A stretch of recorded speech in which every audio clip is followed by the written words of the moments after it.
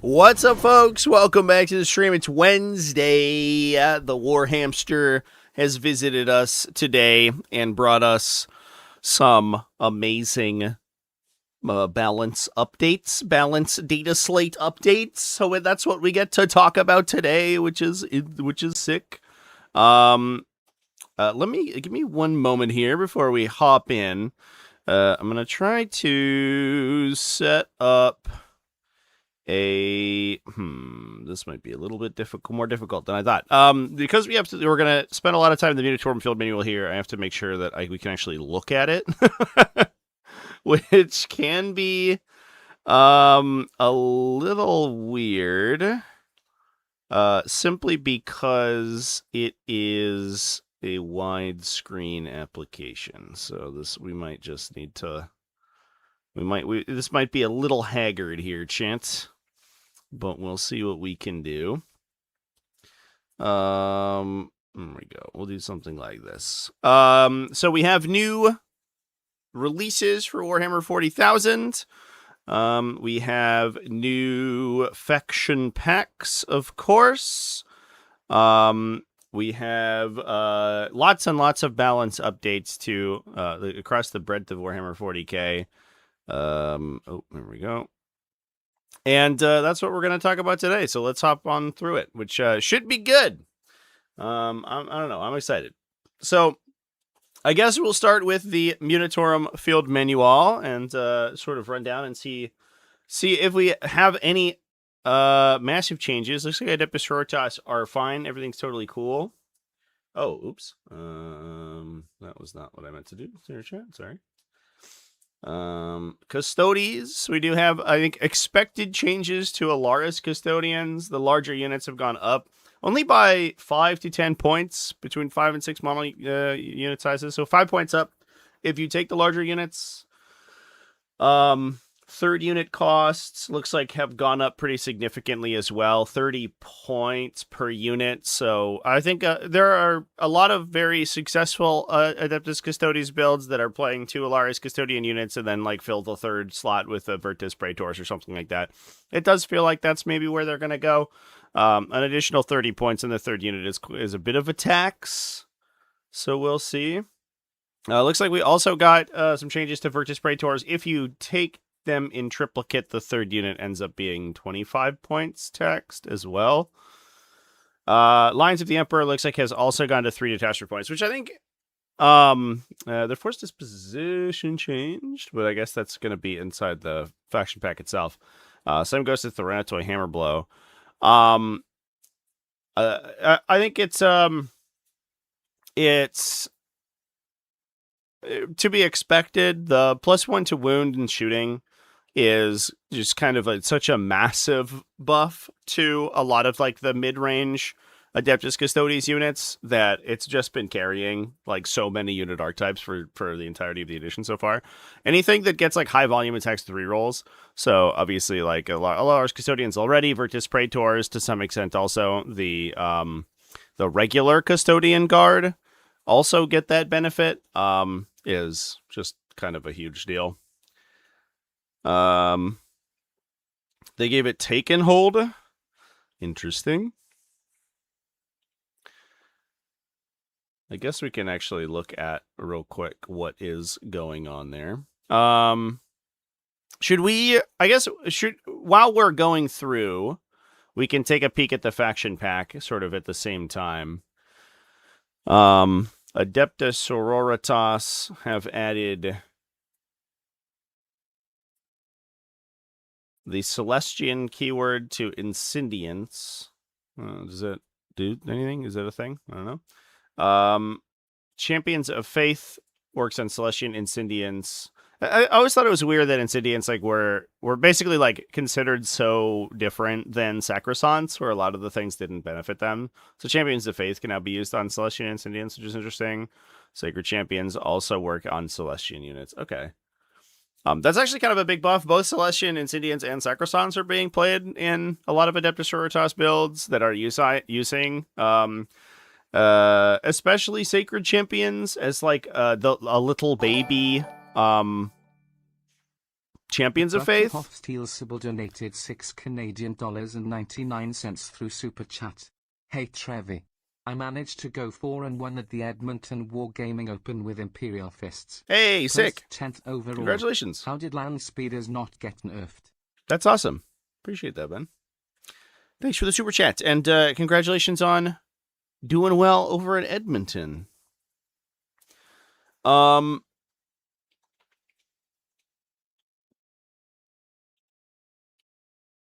So given that Incendians, I think, are not only already a good unit, but likely to be a more widely played unit as we move into the future, I think the fact that we can have overlapping buffs to them is actually kind of a big deal for Adepta Sororitas, so that's a nice improvement. So that's cool. Adeptus Custodes. I hate that these are not in alphabetical order. They're just like randomly jumbled. Did Custodes get any? I guess I'm gonna go fuck myself. Does Custodes just don't have a faction pack? Is that what happens?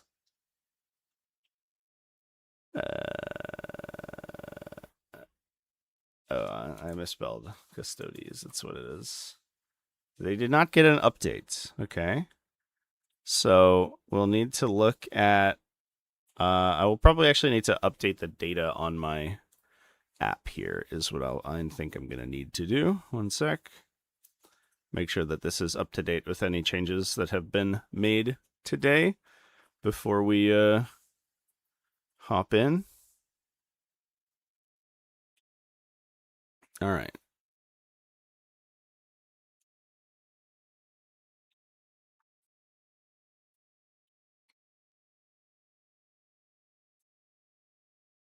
Come on, app. There we go. So Alliance of the Emperor can is using Take and Hold. Did we see? And then Tyranids Hammerblow also got a change.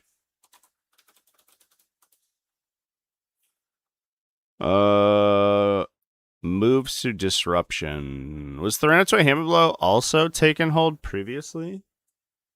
I don't know. I don't know if nobody ever took, that was not a detachment that people typically took explicitly for its force disposition, so I actually don't know what its force disposition was previously. So I guess it probably didn't matter that much. Kind of minor changes, but I think the tax on Alara's Custodians was certainly the one that the sort of like change we would have come to expect. Big changes to Adeptus Mechanicus.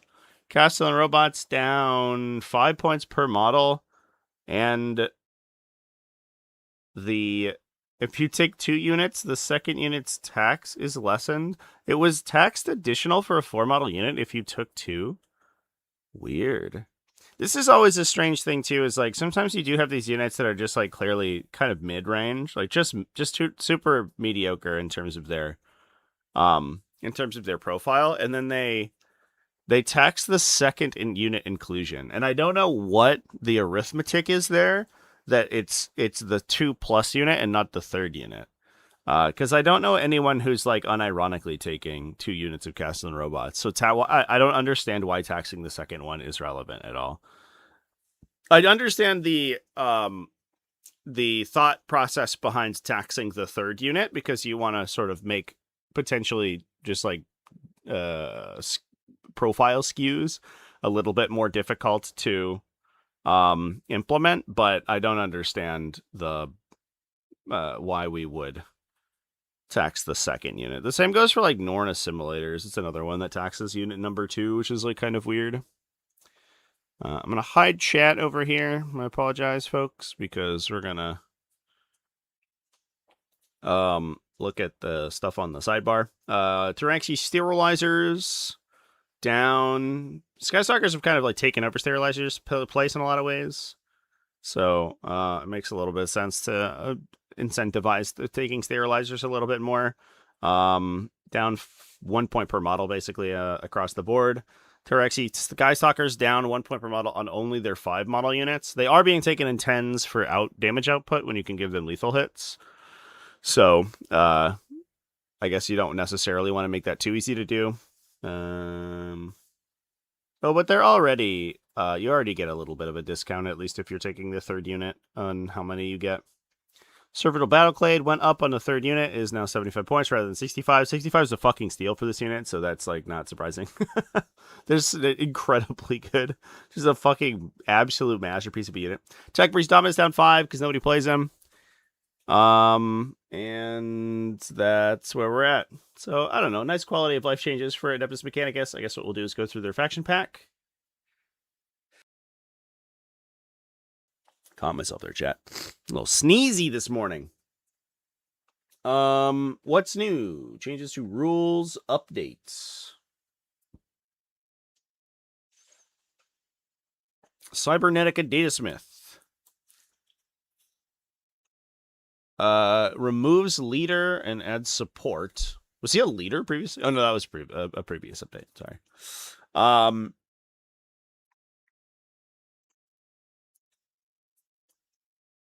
He, as a baseline, gains vehicle, and then cat hair in my mouth, Jen. Sorry. And then if his castle and robots are destroyed, he becomes infantry once again. I guess he's infantry so that anti-infantry weapons don't work against the unit. If only they could figure out how to make this work for fucking Tyrant Guard. But this ability has always been really weird because this is like one of the only instances of like keyword swapping they have for a combined model unit. And I don't know. It just like kind of confuses me in general, but it's always been kind of just a weird little thing of the Cybernetica Datasmith that he like swaps keyword between infantry and vehicle very often. And I don't really know why. I do know why. It's explicitly so that you can't like shoot a combi weapon at the castle robot and it kills him because there's a Cybernetica Datasmith there. But it is also strange that they don't do the same, make the same, take the same care with other implementations of this same mechanic where you have combined units. It's pretty weird. A little interesting thing. So, some quality of life stuff for Adeptus Mechanicus. Going to get some points off of those jump pack utility units, which I think will be helpful. I don't know if that's going to put castle and robots back on the table, but we'll see. Aeldari. Lots and lots. Looks like widespread cuts to Aeldari. Dire Avengers down 1 point per model. Dark Reapers down 1 point per model. Eldred Ulthrain down 10 points. The Spirit Seer down 5 points. Storm Guardians down. It would be 1 point per model, except for the Serpent Shield platform, down 10 points for the unit. Warlocks are down. Warwalkers are down. Warlock Skyrunners are down by 5. That's like such a or by 10. Holy shit. Fascinating. I hope that doesn't mean they gain support, because that would actually like dramatically change how you play this. A lot of the things in this faction. The Vicearch is down 10. The guy's kind of a baller, so hopefully he sees a little bit of play. Doesn't look like we have any changes to detachments. Aspect Host Force Disposition changed. Oh, it says the fucking Force Disposition right here. I am stupid shit. It's too early. It's too early for this shit. Force Disposition changed to priority assets. That's massive. Disruption's just such a piece of shit of a Force Disposition. I don't know if they've made any changes. I sure hope that they are. But oof.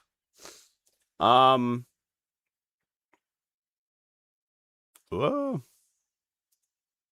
Aeldari faction pack. See if we get any changes there.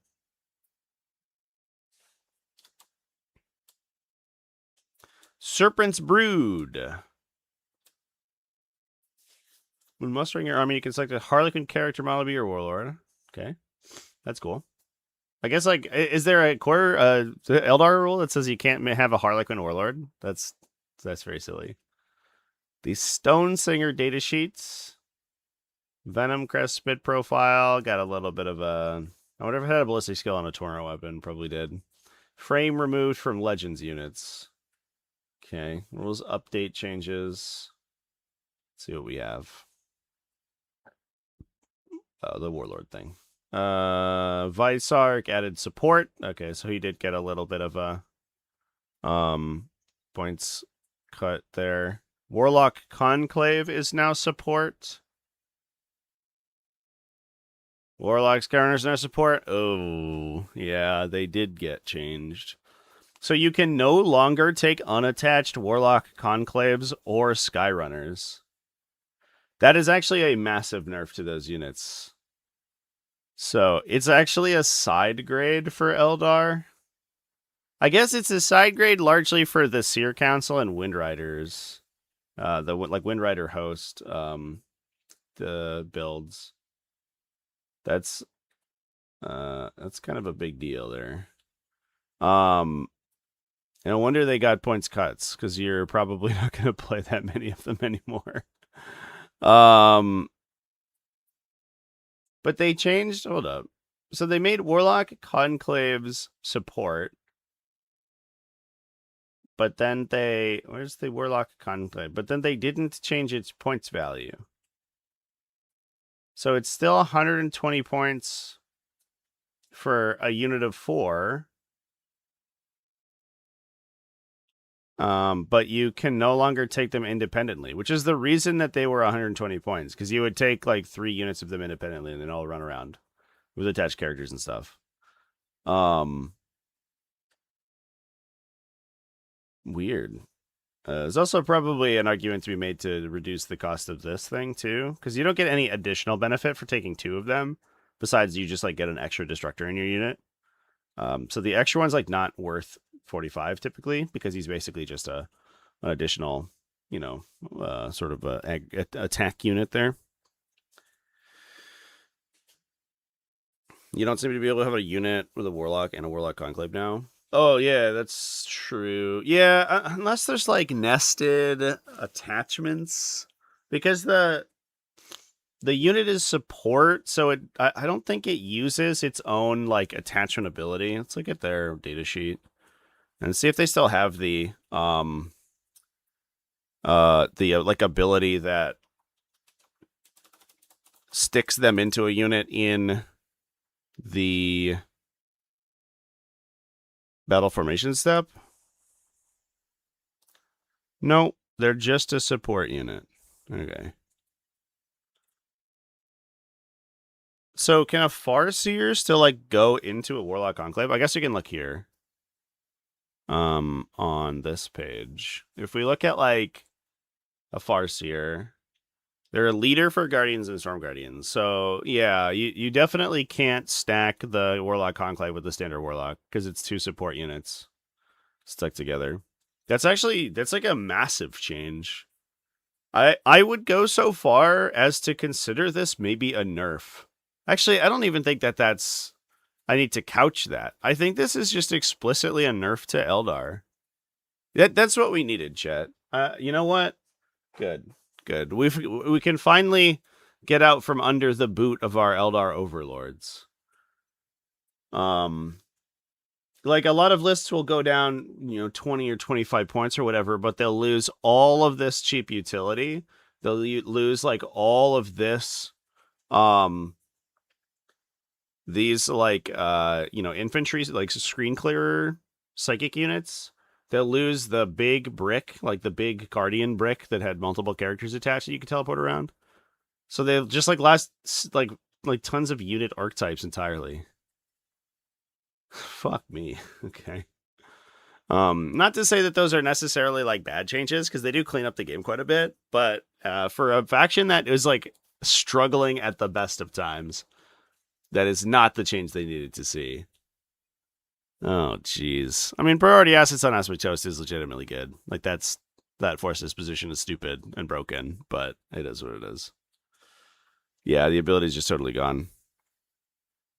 Yikes, dude.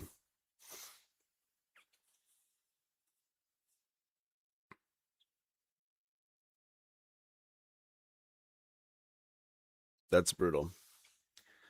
Well, Eldar, sorry to say, you suck now. So that's unfortunate. Let's go through the next one. Like I think that hurts like so many of the bike builds where you could play recon with like a bunch of individual little units running around to like easily score recon points. I don't know. Wild. Only new codexes in 11th get to be competitive. We haven't even had a codex release in 11th edition. Calm down, Chad.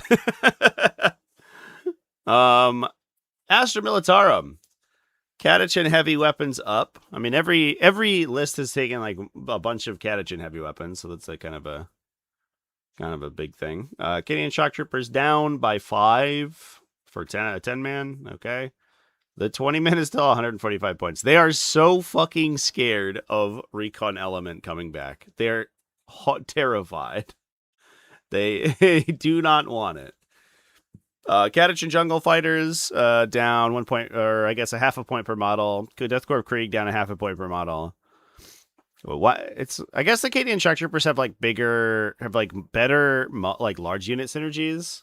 Deathcore Krieg command squads are like kind of a piece of shit. So, I understand, I guess, why they wouldn't be quite as worried about spamming the big 20s with like the attached characters and stuff, because Canadian shock troopers can go to 26 models and have like all of these interesting synergies put together. Krieg heavy weapon squads up 10. Jesus. All right. We did get points cost reductions to the Lehman Russ battle tank, down 25, but now they have to pay for las cannons and multi-meltas, so they're actually only down around 10. Okay. Same goes for all the Lehman Russ. Commander down 20, Demolisher down 20, Eradicator down 25. I'm not sure that the changes we need to see to guard were like a 5-point cost reduction on a Lehman Russ. Adriong 6931 donated $5 through Super Chat. Good morning. I joined in hearing about the suck. Welcome in. Thank you for the Super Chat. Appreciate you, bud.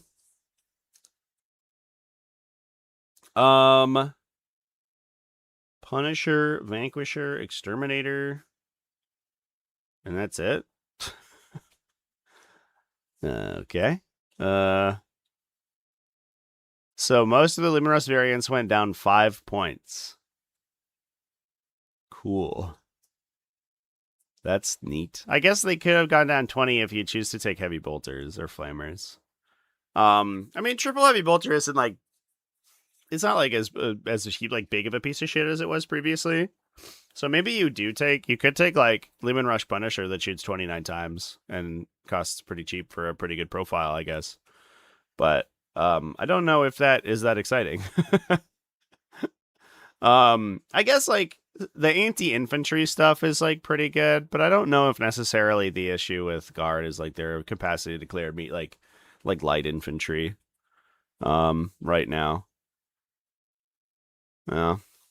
This feels like a side grade.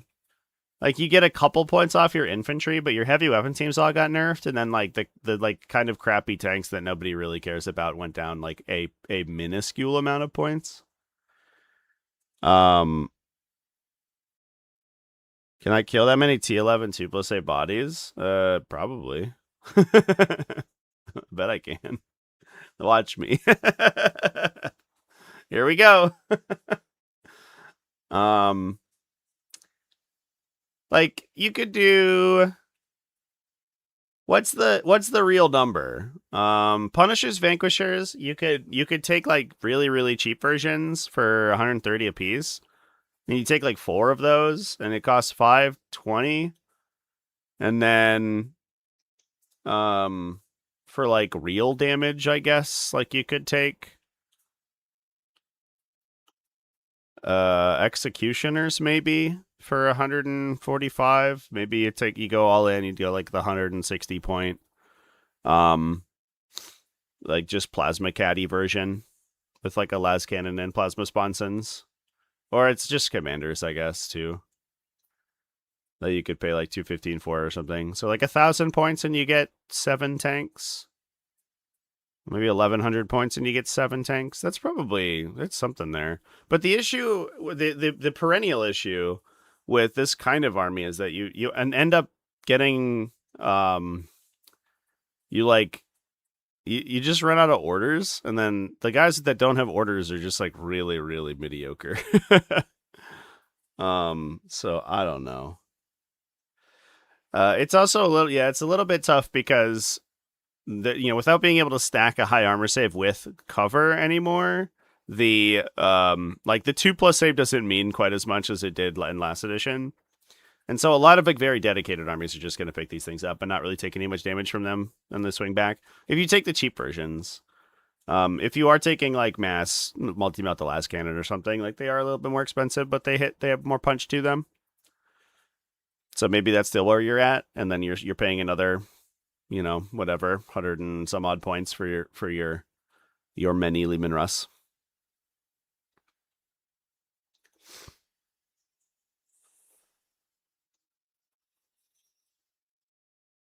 Six Rogel Dorn lists were hard enough to deal with. But are they? I don't know if I've seen anyone be successful with 6 Rogel Dorns in 11th edition 40k. In fact, it's not that I just don't know if I've seen that. I guarantee you I have not seen that.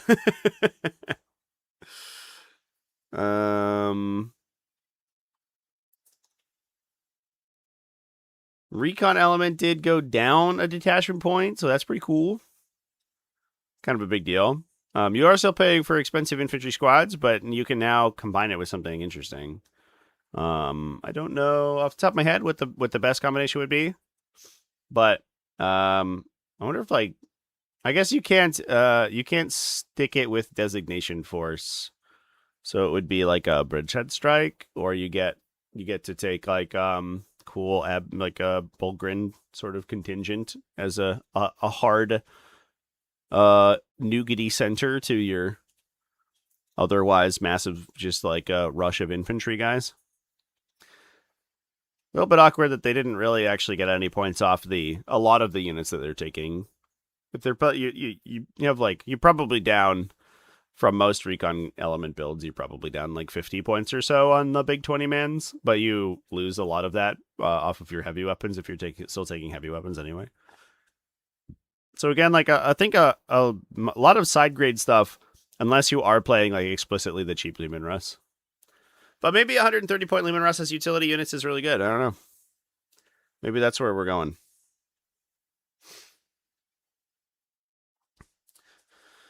They could have made this MFM the best if they raised Morven Val's points cost. I don't know if that's what Sisters needed right now, chat. Sisters are like a massively underperforming faction. I don't think we needed Morven Val to be more expensive.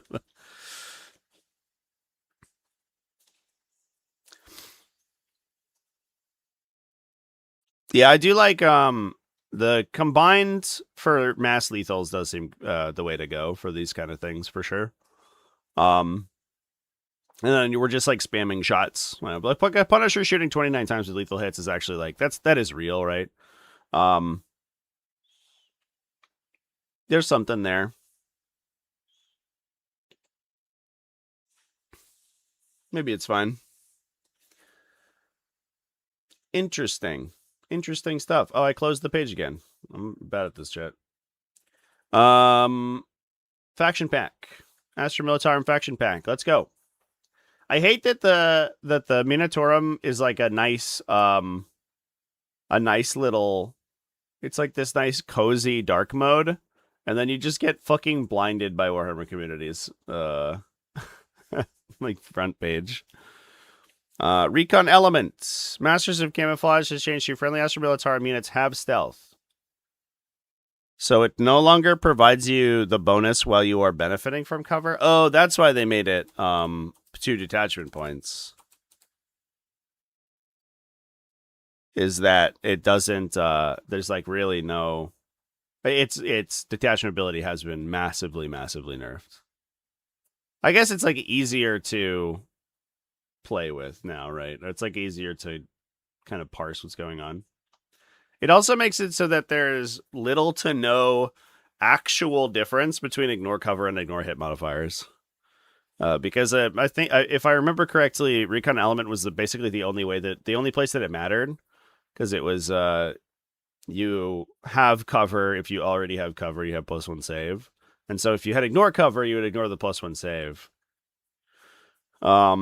So it ends up being a side grade. Yeah, I wonder if there's like interesting overlap anywhere here with the 1 detachment points. I guess it does work on everything. So it works on your vehicles too.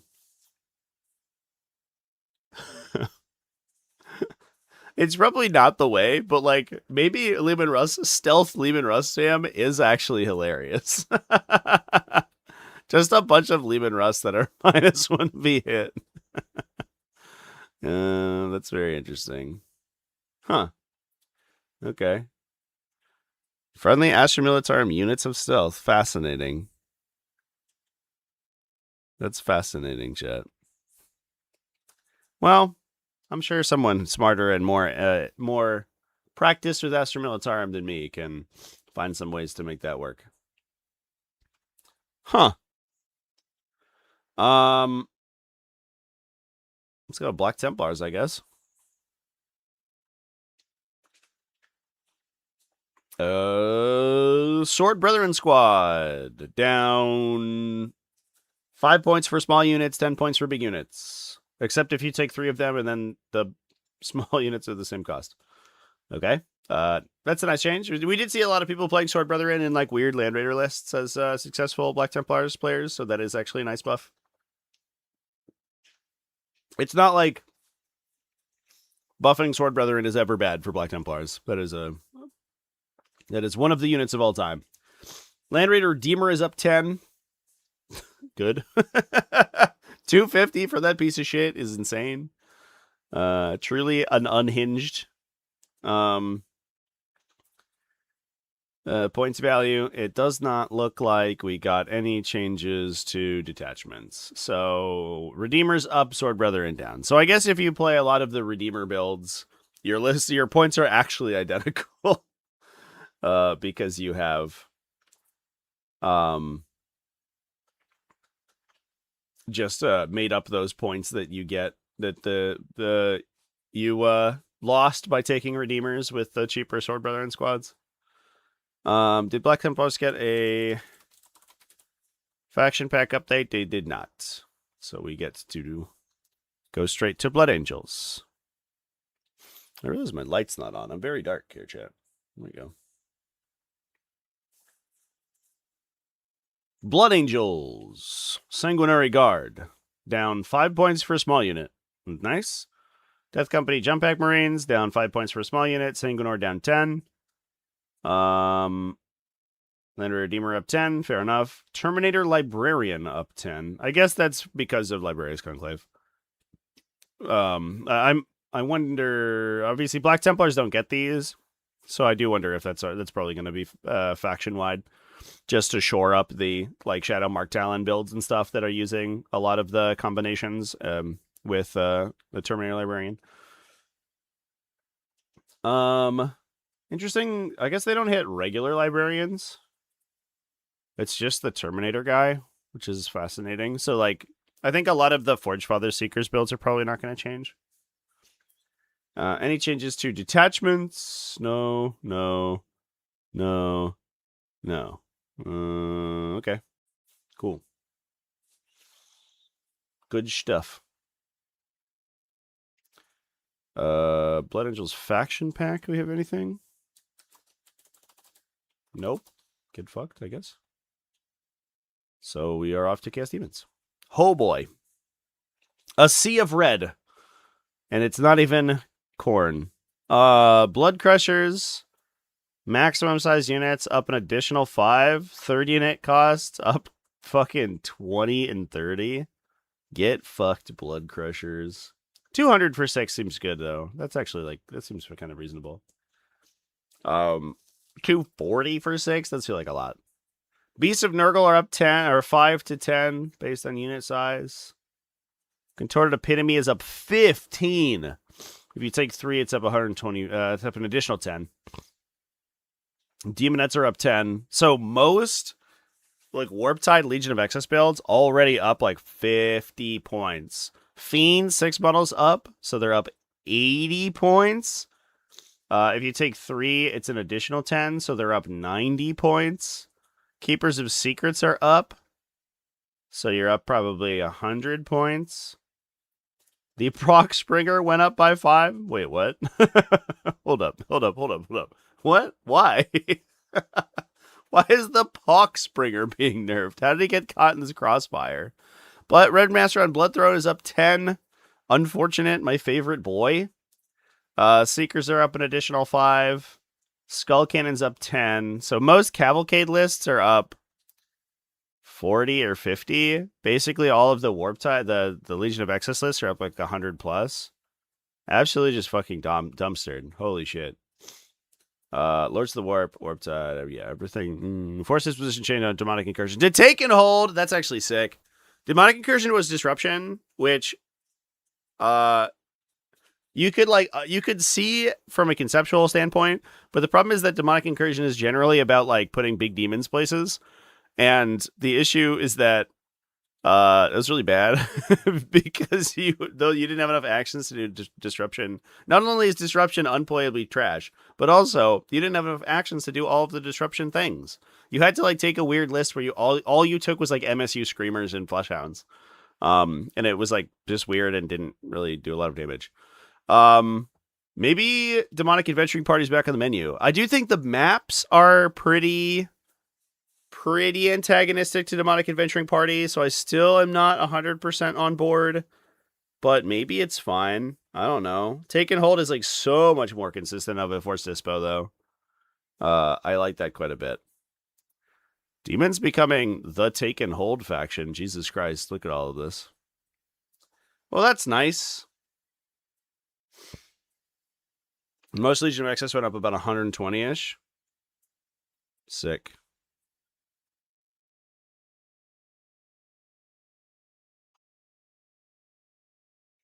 It was hardly meta. That's not the case.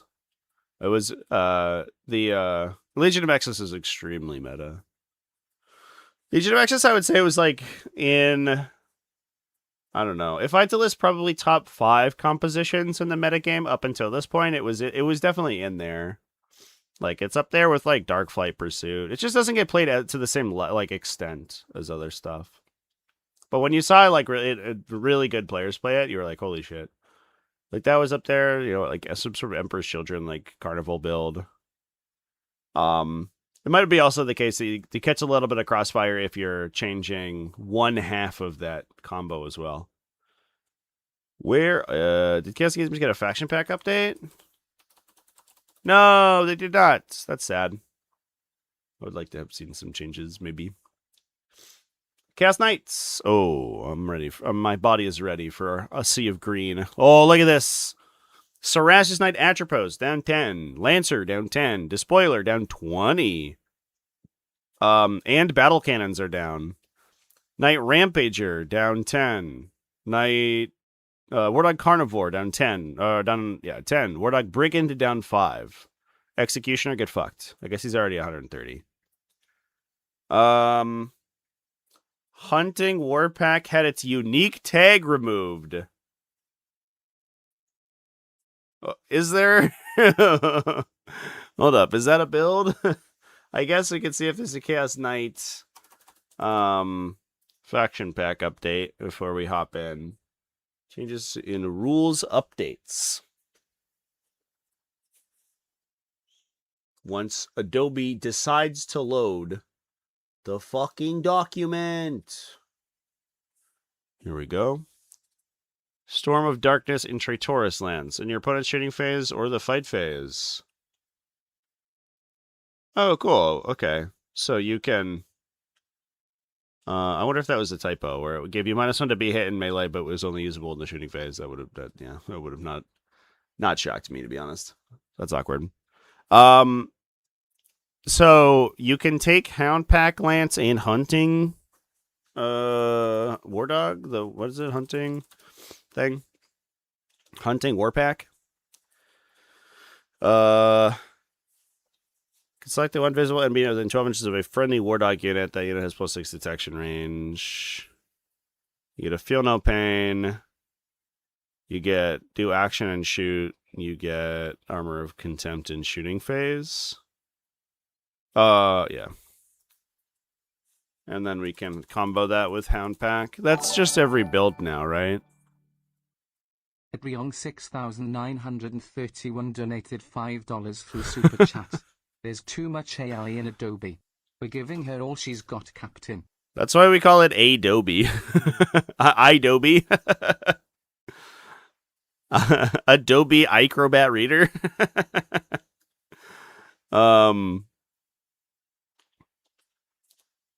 Okay. So we can extend detection range and pick a unit and then shoot them for sustain. I mean, also, like, getting AP bonuses, like AP stuff and being able to shoot and do actions is actually just, like, massive bonuses for Houndpack Lance. And Houndpack Lance is already kind of the build, I guess. So, I mean, what a fucking cop-out, but I get it. They're like, guys, we really don't know what to do with this faction. We made this, like, weird Battle Shock faction that gets 1 billion army rules, but they only get them halfway through the game and not when they're ever relevant. We do not know how to make this army good. We'll just take the only, like, playable archetype they have, and we'll just turbocharge it. Fuck it. Here's a bunch of extra stratagems for the detachment you already played. I mean, that's fucking boring, but I get it, dude. It is what it is. And all the Warlogs is character. Houndpack Lance gives you character. Yeah, it does. Oh, there we go. Houndpack Lance, you choose your War Dogs to get character. They lost character baseline on their data sheet, but if you take this detachment explicitly, you still get it back.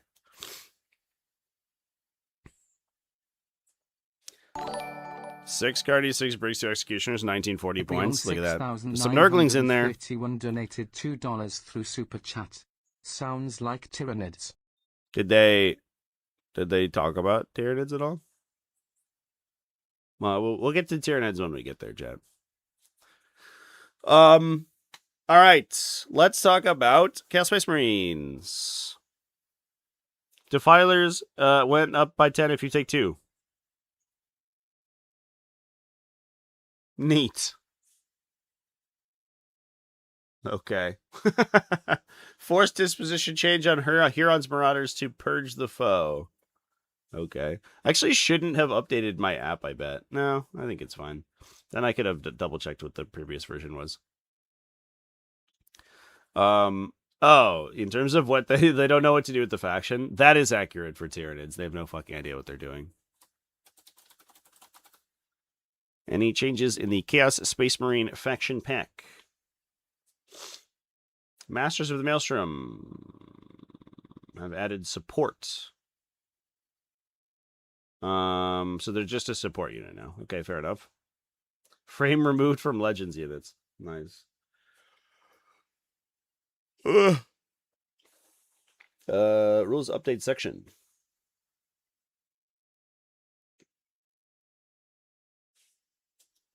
Oh my god.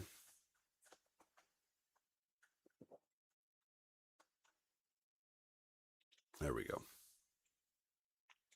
One of these days, Adobe, holy shit, this software is a real software that costs hundreds of dollars a year to use. It's fucking wild, dude. Heldrake's OC changed to 0. Okay.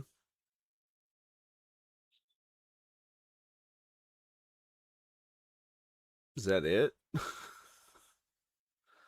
Cool. All right. Fair enough.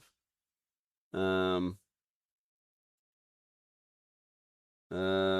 happy to say there are no changes to the Chaos Titan Legion Munitorum Field Manual. Well, let's talk about a big one. How does the Fabius Biles ability work if he's in a unit with Masters? Are they considered bodyguards? That's a good question.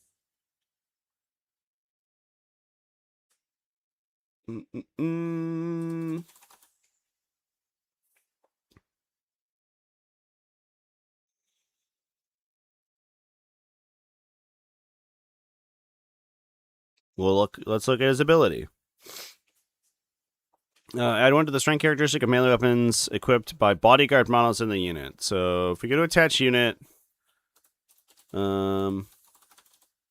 I imagine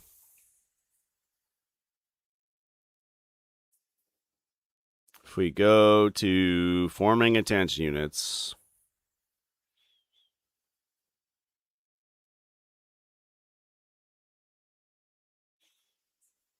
you lead other friendly units known as bodyguard units to form a single attached unit. So I imagine that the bodyguard models are only the ones inside the initial unit. Any of the units in attached support units are not considered bodyguard, is certainly what it seems to me. Yeah. So I don't believe that Fabius Bile affects the Masters of the Maelstrom with his leadership ability, because it only affects bodyguard models, which it seems like would be explicitly models in the bodyguard unit. Masters of the Maelstrom plus Dark Apostle plus Legionaries is insane. Plus 1 to win a melee.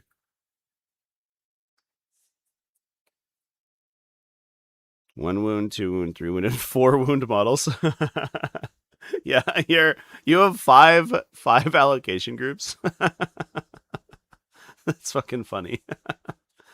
Yeah, that makes sense. The downside is delivery, right? Like, Chaos Space Marines can find advance in charge, but they don't typically want to pay for it. They tend to be kind of command point strapped in a lot of cases.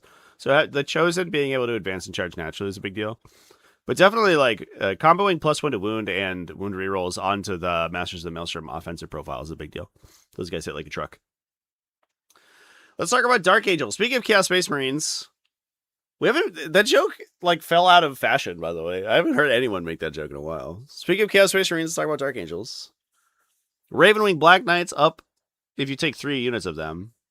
That was no one's problem with this unit. Taking 3 units, okay. Sure. Samiel's up 10, probably for the best. Maybe we can remove Frame from his datasheet too, because it's stupid. Land Raider Redeemer up 10. Terminator Librarian up 10. The Landspeeder Vengeance has remained unchanged. Are you fucking kidding me? What? What? Does Night Forged Battery the same? Yes. Are you serious? Darkflight Pursuit went up 10 points, and that's it? I guess 20. Recon Hunter went up too. This is alright. I don't know, man. I don't know. Was I wrong about how like fucking nuts this this composition is? Am I stupid? Is it I who was wrong? I thought that this is the dumbest one. But I guess it goes up 20 points and then we call it good. That's insanity. No other changes? Cool.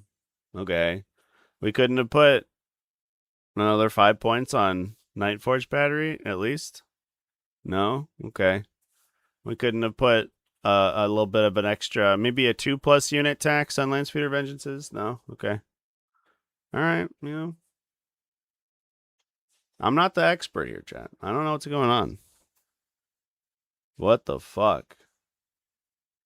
Alright. And Josh Roberts is gonna go win another tournament with Dark Angels again. Insane. Okay.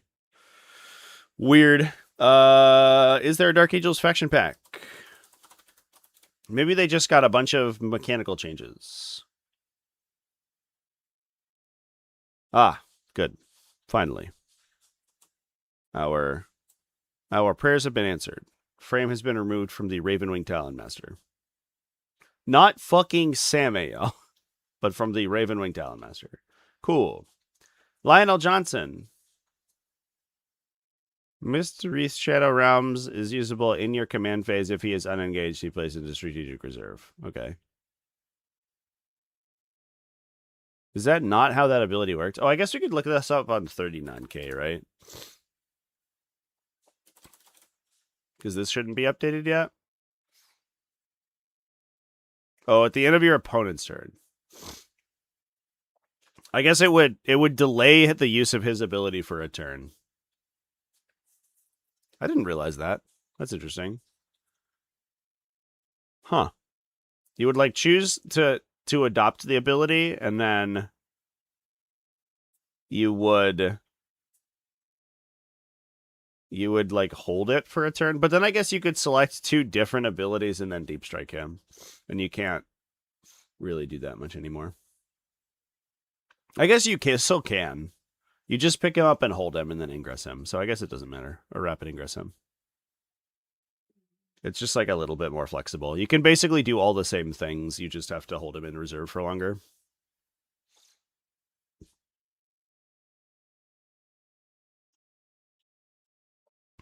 I guess what you can't do... Yeah. The difference between using that ability in your command phase and using that ability at the end of your opponent's turn is largely superfluous. It's just like... a little cleaner. Yeah. I don't understand this data slate. We had like Eldar getting like sort of tacitly nerfed, and the Dark Angels skate by with a 20-point like cost increase. Okay. This is one of the updates of all time, chat. I don't know. Let's get a Death Guard. Blightlord Terminators down 5 to 10 points based on unit size. Defiler up 10 if you take 2. Okay. Foul Blightspawn down 5. Mortarion down 15. That's pretty good. Myphitic Blighthaulers down 5. Those guys get spammed, so that's actually reasonable. Noxious Blightbringer down 10. He's kind of played a little widely right now in a lot of those Poxwalker builds that take him with Typhus. Plagueburst Crawler down 15. 10 to 15. This is another unit where it's like, taxing the second one is fucking wild. This is like, have not seen play the entire edition.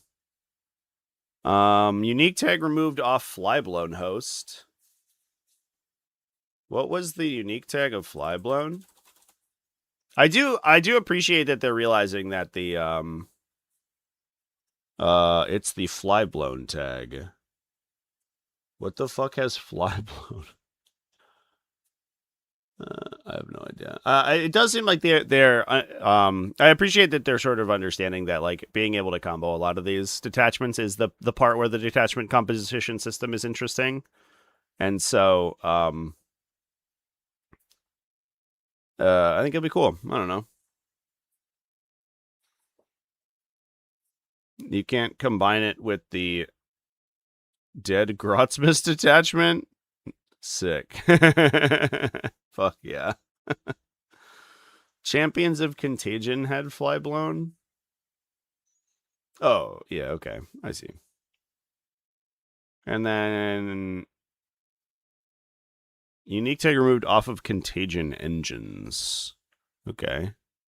Don't know if I remember what any of these things did. So Flyblown is... you can give Infiltrate to 2 Plague Marine units. Neat. Okay. And then if we take it in Champions of Contagion, I guess like I guess I don't necessarily know if there was any particular combination. I guess being able to put 10 Plague Marines like in the middle of the table and just like hang out there for a while is pretty cool. But it was normally for 5s, right? That you could use to like threaten your opponent's expansion. I guess like a shooting platform that's like up in one of the little staging zones that's near your opponent's expansion, and then just like push up and then shoot their utility to death with playcasters and stuff is pretty cool. I could get that. I could get behind that. I don't know what Contagion Engines does. Contagion Engines. Fetid Bloat Drone, Heavy Blight Launcher, Geek Assault. Cannot be taken with another engine detachment. But they removed that. But it's not on the app yet. Awkward. So you previously couldn't take that with Mortarion's Hammer. And we saw my Flitic Blighthaulers get a points cut, so Hammer plus Contagion engines might be goated. Okay.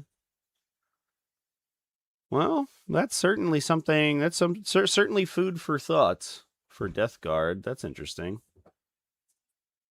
Changes to rules section for Death Guard. Lots of changes to rules section for Death Guard. Okay.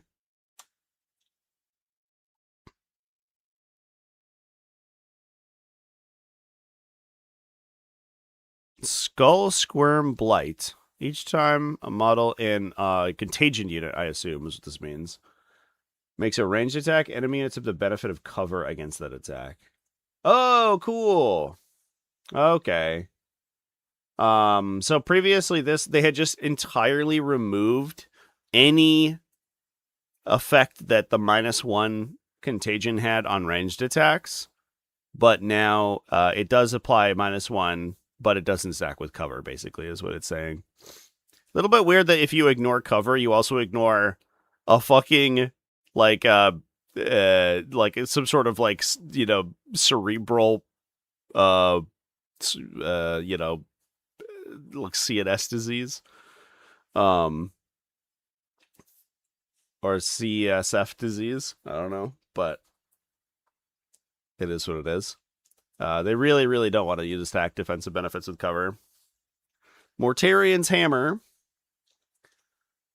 Stinking Mire, which was, I think, start of the fight, or start of the charge phase, you make a vehicle monster to be charged. It's like one visible enemy unit within 12 inches of your unit when the enemy declares a charge. The enemy has -1 to charge rolls.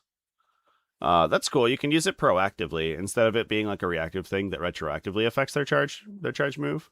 Being able to use it proactively and just making a charge -1 is kind of it's a big deal. Brain words can't hurt me if I have a fancy sight on my gun.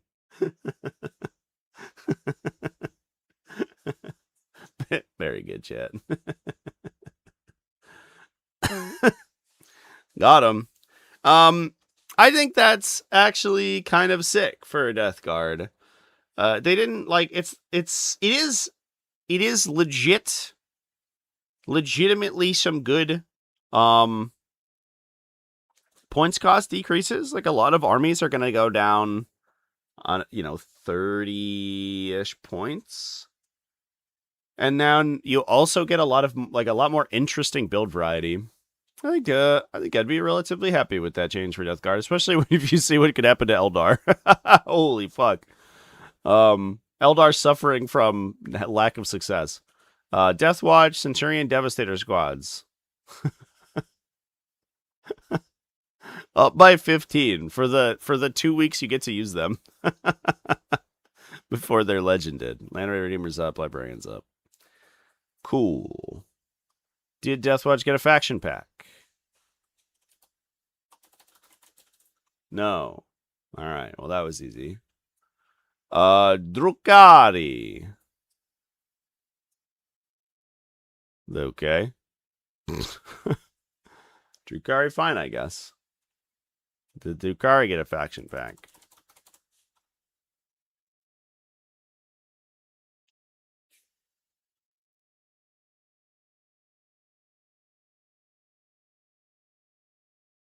Does the Venom aerialist ability allow a unit to embark in a transport even if it disembarked from a transport this turn? Yes. Don't think that changed. Okay.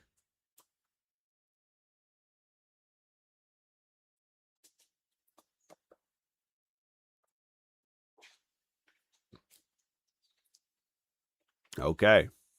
Well. Cool. Good talk, Drukhari. Emperor's Children. It's a big one. They're looking pretty good right now, so let's see if that continues. Defiler up if you take 2. Here's one thing I don't like. Is that, all the Defiler profiles are relatively consistent.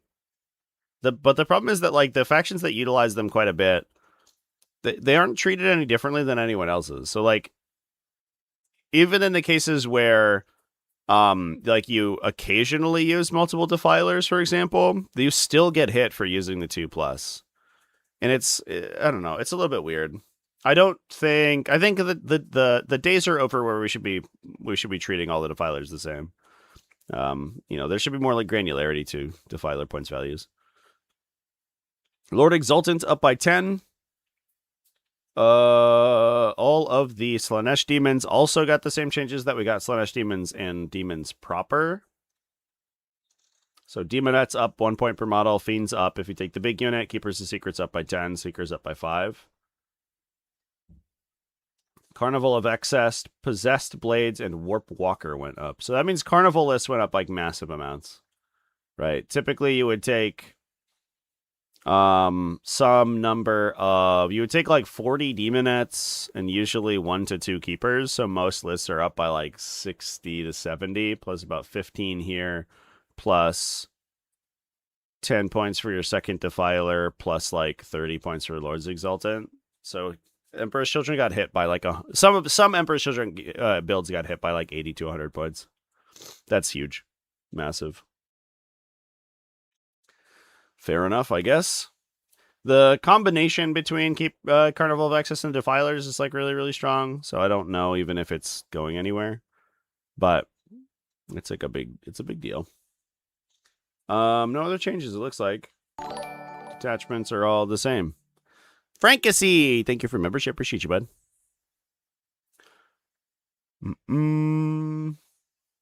They should make it Defiler Vanquisher, yeah. Emperor's Children, did they get any faction pack updates? Survey says Rapid Evisceration. You can embark in a transport even if you disembarked from a transport earlier. Seems like they're basically adding that clause to every stratagem. Helldrake OC becomes 0. Okay. Is that so it's modifiable? Is that why it's 0 instead of dash? I can't remember nowadays if a 0 is occasionally an unmodified statistic in 11th edition. I think that it remains unmodifiable if you start with 0. If I remember correctly. R.I.P. Emperor's Children. Getting actually fucking lambasted. Genestealer Cults. Need to see some love for Genestealer Cults. Do we get it? The answer is no. Okay. Why was like Death Guard the recipient of their love this time around? That's so weird. No detachment changes, no datasheet changes. No faction pack. Okay. All right. Cool. Grey Knights. Big guy. Big stuff. Big ups here. Land Raider Redeemer up by 10. Unsurprising. Purgation squads went down 1 point per model, looks like, across the board. Paladin squads up if you take the 10 model units. I guess, sure. Third unit cost went up quite a bit. Also, you retain the Psy Cannon cost. Were Grey Knights really performing that well? But where is this coming from? The detachments in Grey Knights that were performing well was like Warpbane Task Force. Edriong 6931 donated $2 through Super Chat. Because DG didn't take a Pocket Sanctus. They didn't put a locus in their list unattached. Purifier squads got free war gear actually. Wait, this is stupid. So everyone's complaint about Grey Knights is that they were a mono build. And so Games Workshop was like, I bet, and then just made Purifier Squads Incinerators free. So you're just incentivized to play Warpaint Task Force. Ah! Okay. So everyone's like, guys, Grey Knights are underperformant, and when you play them, the only functional detachment is Warpaint Task Force. All right, okay. I understood. So buff the stuff that's in Warpaint Task Force and nerf the stuff that's in Argent Assault. Like, what? No. What? Why? Why are Paladin squads? But also, it's the third Paladin squad. Where Argent, like, not even Argent Assault was playing 3 Paladin squads, right?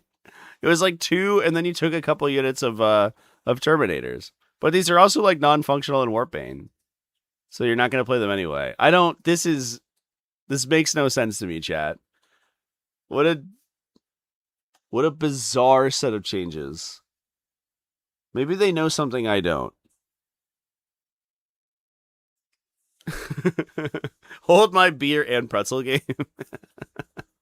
Oh my god. They dartboarded which unit would get changes? Yeah. I don't understand. What the fuck are these? I'm like, am I stupid? Is it I who's wrong, Chad? What? What the fuck?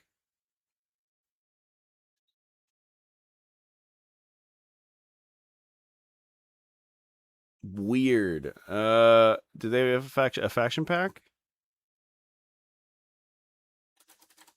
No. That was it. Those are the changes. Randomly nerf paladins. Randomly nerf maximum size or spammed paladin squads. Okay, dude. the intern was replaced with AI. ChatGPT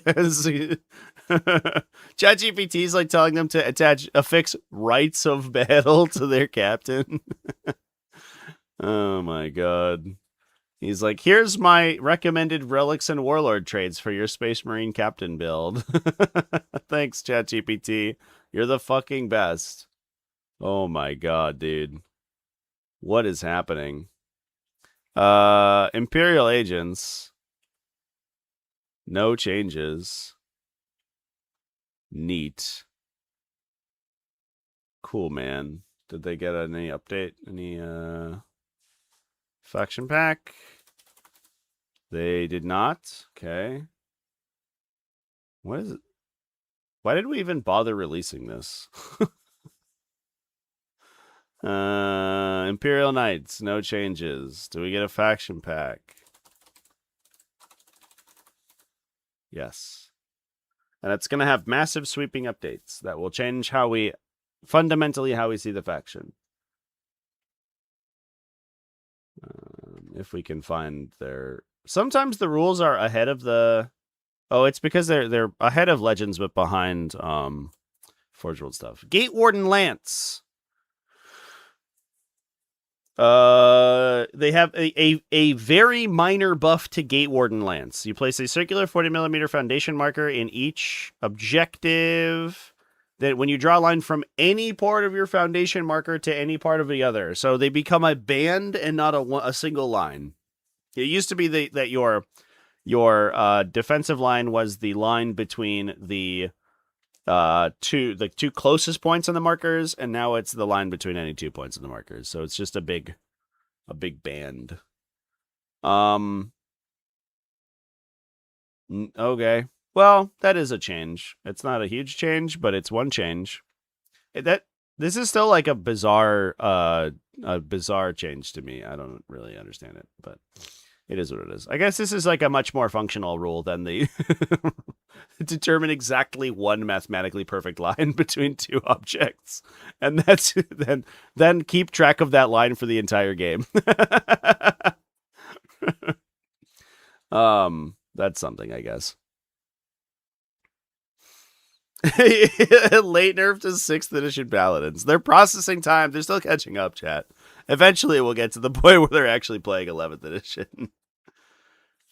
The band is huge. No, it's really small. The way it works currently, let's see if 39K still has the OG version. Yeah, it does. So the way it worked previously was you drew a point from the closest point of the foundation marker to the other. So if there's 2 foundation markers, it was only ever the bit at the end that would be your What am I doing right now? That would be like where the line goes, and now it's the whole thing, right? So instead of like being, if this is your foundation marker, then it would be like it's this whole thing now, but it used to be just this. So it's like 0.75 of an inch wider on each side, basically. So it's like it's very marginally more like easier to get on the defensive line than it was previously. Leagues of Votann like randomly got a bunch of nerfs. I guess it's like side grades. Yeah, compared to the old, the originally nerfed version, it's way worse than the version at the release of the edition, but it's very slightly better than the previous version. It's also easier to play with. Just like measuring the line between two 40mm markers is easier than like trying to accurately find the exact closest point on the two 40mm markers.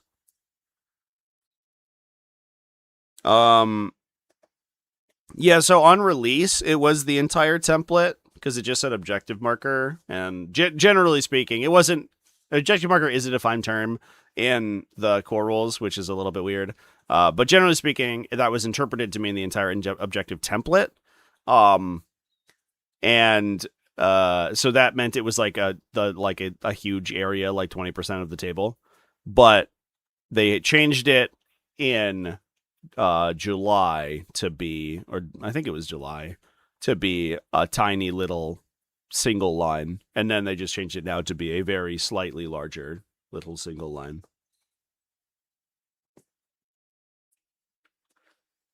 Well, you didn't get scammed based on when you played the game. If you played the game 2 months ago, your opponent was fine. If you played the game within the last 3 weeks, your opponent was cheating. All right, so let's talk about Leagues of Votann, chat. I don't know what the fuck is going on here. Broke your Thunderkin got a points nerf to the big units. It's a little cut off on my screen here. I apologize. If you take 6 models, you're plus 10 points. Chthonian Berserks went down. That's good. Chthonian Earthshakers went down. Okay. Hearthkin Warriors went down. Also good. However, Vulcanite Ironkin Steeljacks went up. Capricus Defenders went up. Wait, wait, what? Why did the Defender go up?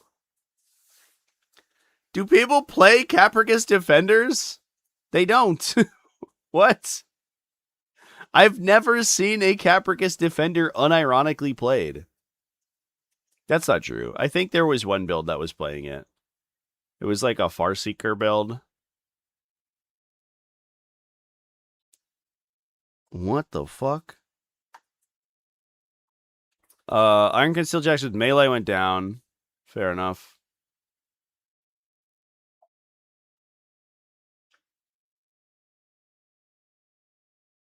And then that's it.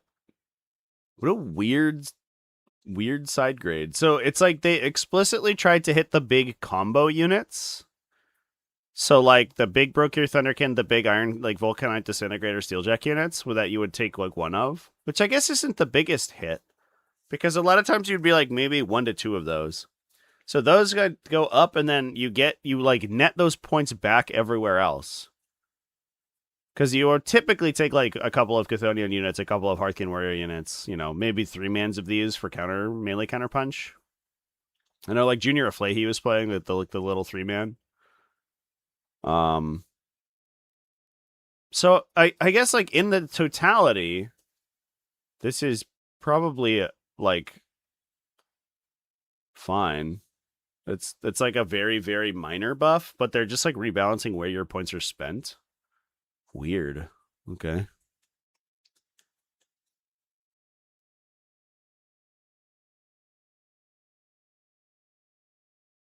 They were degenerate at 65, and yet no one played them and did well. I don't believe that, chat. I bet they were fine. I have never once, I think, seen a high performant list that took Capricus Defenders unironically. But maybe it was like an emergent meta thing. Did Lisa Votann get a faction pack? No, they did not. Okay. Interesting stuff.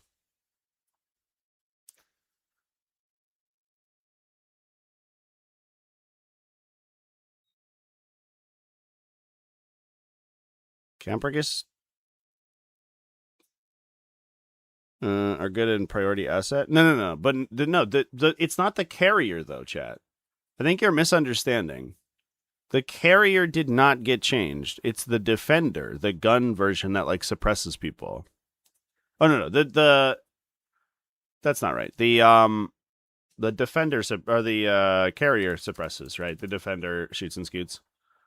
Yeah, that's true. It's the little shoot and scoot guy. You can grab his data sheet real quick.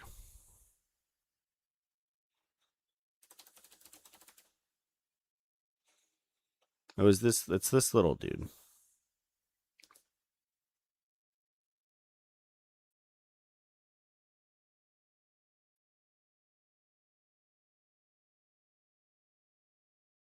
Yeah.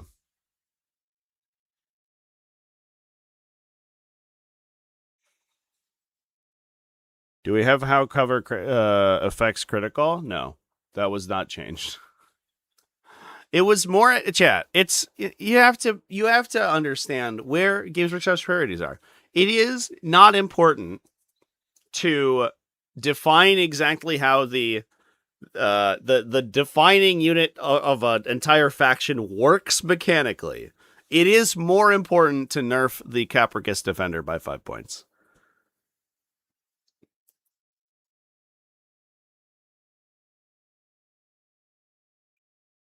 They're played in WTC, but I mean like real lists, chat. Like real lists that real people play.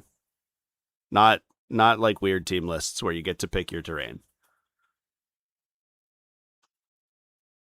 They fixed critical hits and stab shooting in an FAQ? Oh, okay. Sick. Well, then we'll look at that in a sec after we finish our factions. That's good information there.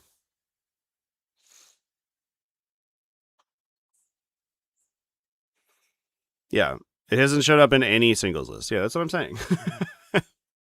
Like, WTC is a different animal. The conflation of WTC lists. I think I saw, it might have been Into the Hive posted a video recently that was like going through WTC lists for singles play, which I thought was like a very, very good video topic, because one thing you have to keep in mind for WTC is that a lot of these like these explicit selections are because you can pick like your layout.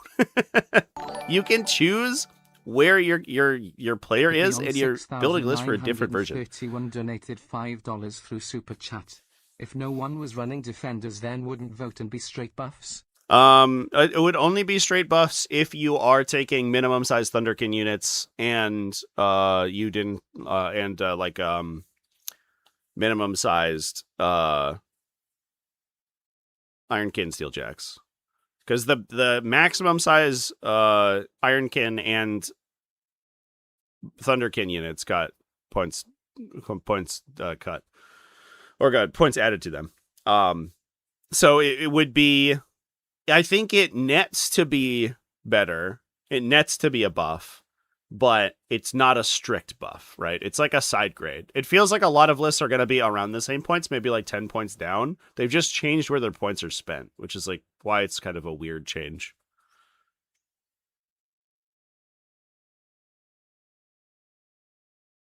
Only Vulcanite went up? Oh, yeah. The melee jacks went down for sure. But you are very rarely, like, the melee jacks are, they're not always taken.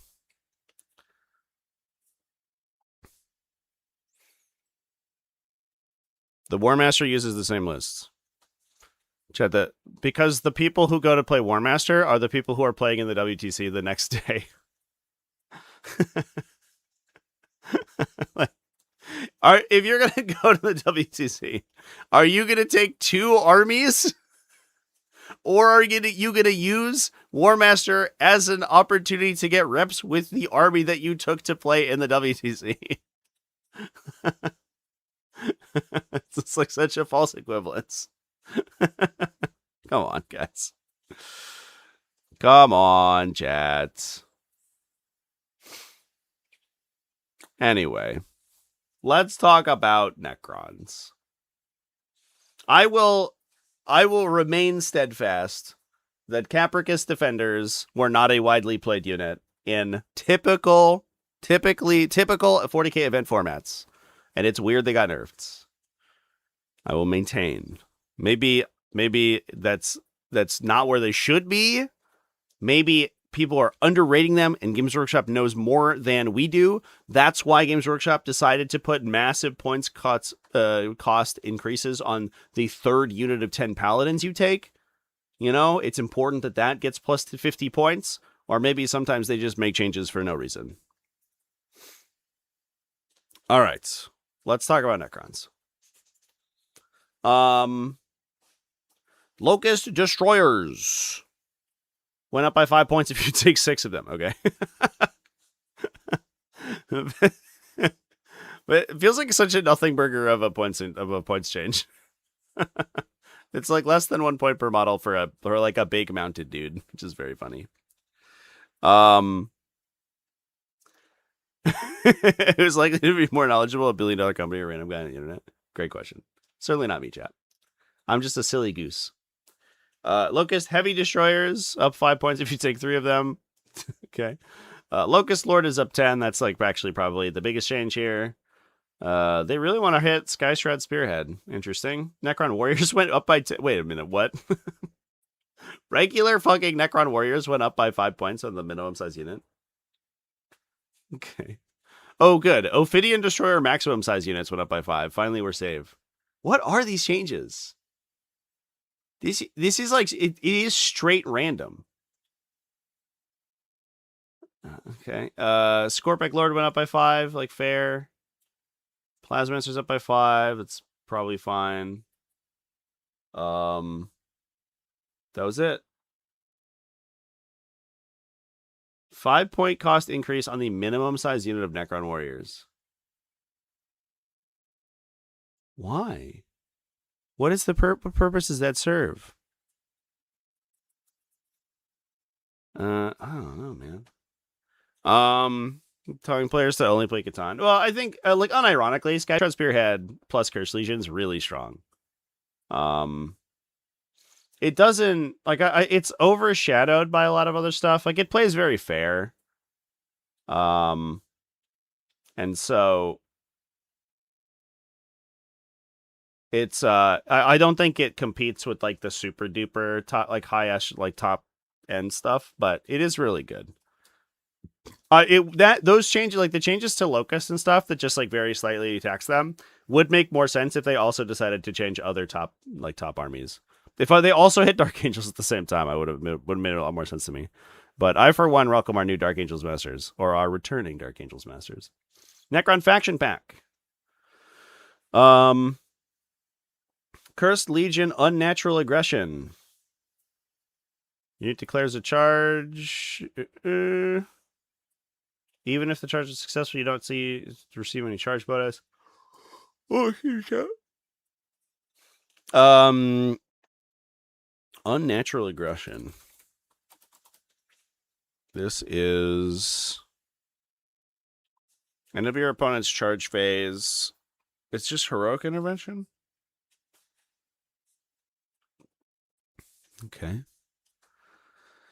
All right. Oh, weird stratagem. We could change that stratagem to something else. It'd probably be fine. The Monolith Eternity Gate. You can make an ingress move. The unit must be set up only within 6 inches of the unit and unengaged, instead of more than 8 inches away from all enemy units, and even if it is within your opponent's deployment zone. You select a Necron infantry unit in strategic reserve. I think we have a ruling on this in the T5SU document, because it's like kind of fucked. It just says you make an ingress move, but it doesn't like explain how, like, where they have to go. It must be set up wholly within 6 inches of this unit and unengaged. Cool. But the issue is that it doesn't say that they don't have to go next to a board edge.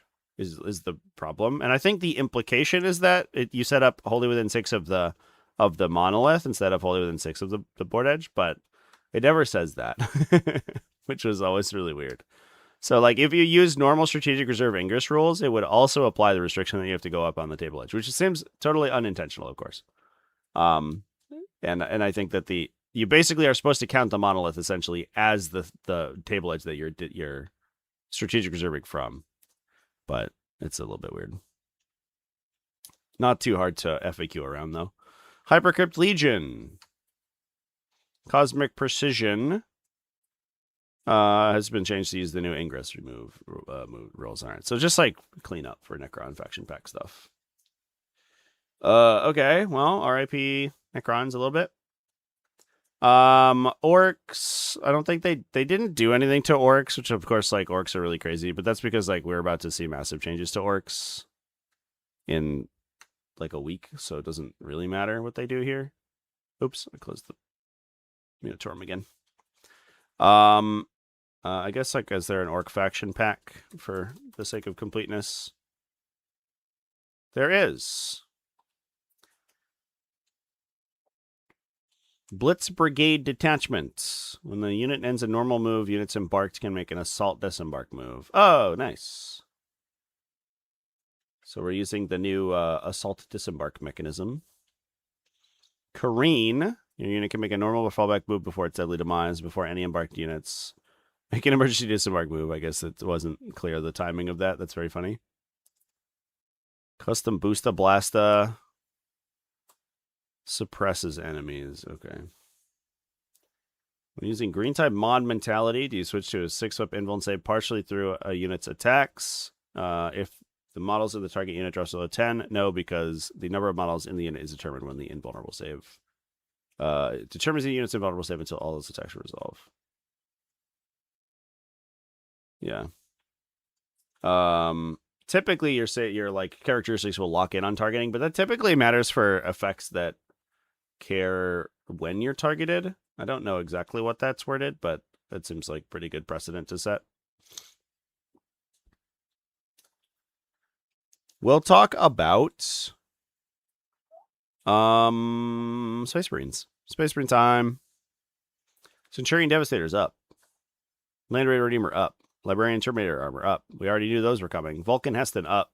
Get wrecked, Forge Father Seekers.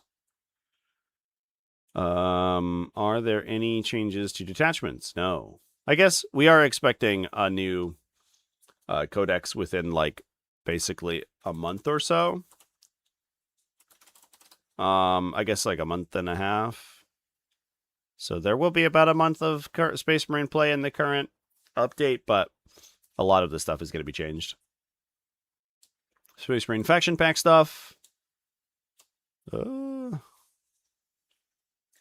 Sororitas infantry wholly within 6 inches of a transport. Of a heavy transport, you can embark in a turn in which you disembarked from a transport. Cool. So they added this, like, boilerplate, I think, to most rapid embarkations. Does it the same for the Forge or the like Firestorm one?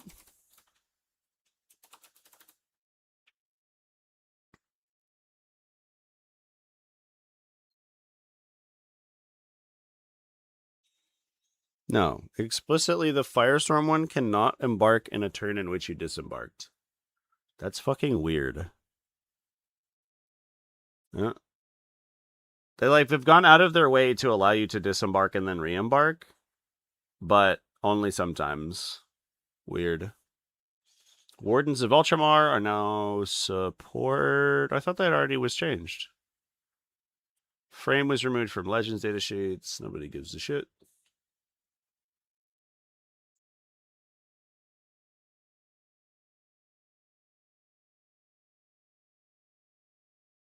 Oh my god, they're so long. Anvil Siege Force. Stoic Defender gives you a 6+ final pain. And half OC instead of return to 0 when you're within range of an objective you control. It's a little bit weird. Well, bears leading a unit. Models in that unit have a 6+ final pain ability while they're within range. Within an objective, not within range of an objective. Okay. And while that unit is battle shocked. Okay.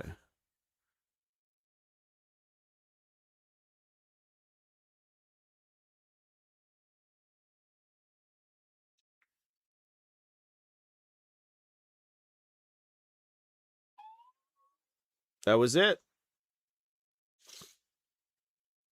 Change to Anvil Siege Force. Nice. All right. Good stuff. Are salamanders nerfed or buffed with the upcoming flamer changes? Oh, I mean, I wouldn't prognosticate, to be honest. You're like, what, torrent weapons probably changing to be like a fixed number of shots plus blast, but the whole faction's going to be different. So, like, the stuff that we're seeing from them right now is just like transformative changes across the board, and it's gonna be like, it's basically gonna be a new faction, right? It's just like a whole new archetype. Like, I wouldn't even be able to I don't even know if salamanders exist, right? Who fucking knows? Let's see. All right, Space Wolves, Wolfguard Terminators got hit, which I understand. This sucks, dude. I understand why you would hit Wolfguard Terminators, because like the unit, the list that gets taken most often is just a huge spam of Wolfguard Terminators, but it's not that high performant. It's not that good, and it's the only list that Space Wolves have. So you just nerf the only way that they like play the game. Thunderwolf Cavalry also got hit in the third unit, plus 20 points tax on the big units. Like, who the fuck was playing Thunderwolf Cavalry these days? Pants on head. I don't know, chat. They got the normal Space Marine nerfs, and that was it. No detachment changes. Brutal, dude. Brutal. Did Space Wolves get a faction pack updates? At least they didn't legend Wolfendreads. Yeah. Count your blessings, Space Wolf players. You could have had lost units from your roster.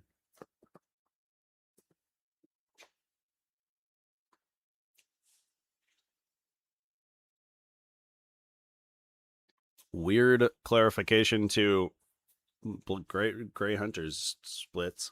I guess it didn't say you have to split them into equal sized units, or for people like, I can take one individual Gray Hunter in a unit. That's so stupid. Come on, man. Come on. Be reasonable. That was it. That was all the changes. So just straight fucking nerf for a decidedly mediocre faction. God damn, dude. This is... I'm gonna be honest, chat. This is a brutal read. Like... Ugh. Tau copying some hits pretty hard. Crisis Star Scythe Battlesuits up 10. That hits like basically most Tau builds right now who take 2 plus Star Scythe units. Twin Lance up 10. Tiger Shark up 20. Okay. Guys, you can buy our really expensive resin model, but if you do, we'll nerf it. So please don't. Montcalm Strike Swiftly up 10. So some builds went up 50, like 40-ish points. Tiger Shark builds went up very slightly. Just a very, very minor points nerf for Tau. Do they have a faction pack? They do. Frame removed from Legends data sheets. Sick, dude. Oh my god. Somebody at the very beginning of this said like this is gonna be a short stream, but they were so right. This is like, I don't know. This is so mid. Oh, good. You know what was too strong in the current patch, chat, was Thousand Suns. That's why we get to look at a bunch of nerfs for Thousand Suns. Thousand Suns getting nerfed 7 ways from Sunday. In the previous updates, of course, was not enough, so we had to hit them harder. Exalted Sorcerers went up, Infernal Masters went up, Sorcerers went up, Terminator Sorcerers went up. Who was still playing this faction? Like they stopped. They're already dead. We hit them so hard. It was really cool and interesting that there was exactly 1,000 Suns list that did well last weekend. And I was like, sick. And now all your sorcerers cost extra. Why? I don't get it. Grand Coven, Unprolific Crystal got a points increase. So you're paying like 50 points more for no reason. It's not a real Minotaur Field Minotaur with 1,000 Suns nerf. Yeah, they're just contractually obligated. In fairness, 1,000 Suns were like the best faction on release, right? But all of their combos were cut. Why do they need more points changes?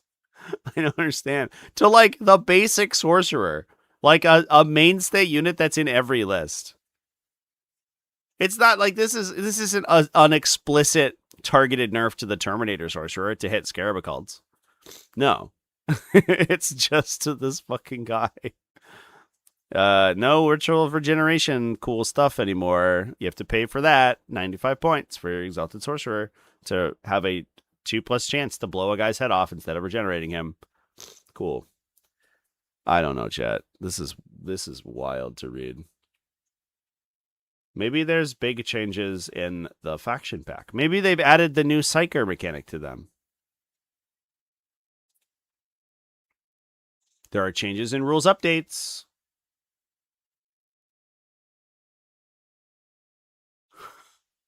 The Helldrake had its OC changed to 0. That's it.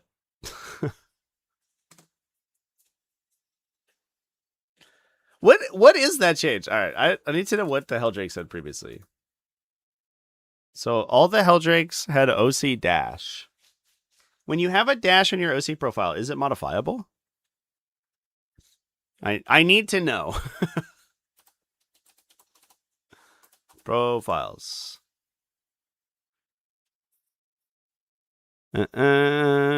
Objective control.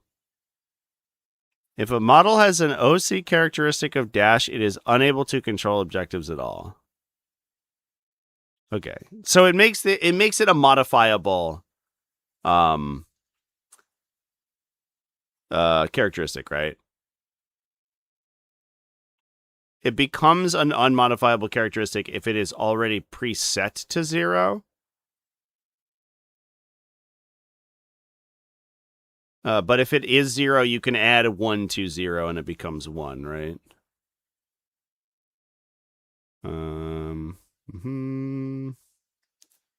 It can't be less than 0.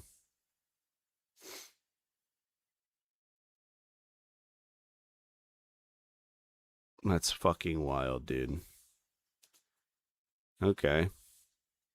Yeah, nothing can, but they changed every Helldrake profile that way to make them OC0. I think it's like some sort of templating where they want explicitly hover vehicles to be like able to be modified by some effect, by effects in future updates, and so they just changed all the Helldrakes to have the same profile.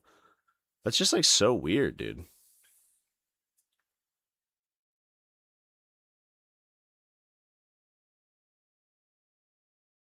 Today's pretty high on the bad data slate tier list. It so is. It so is. Oh my god.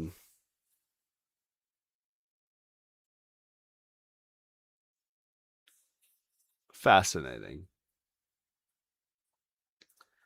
Okay. Well, I'm holding out hope, chat. Maybe there's a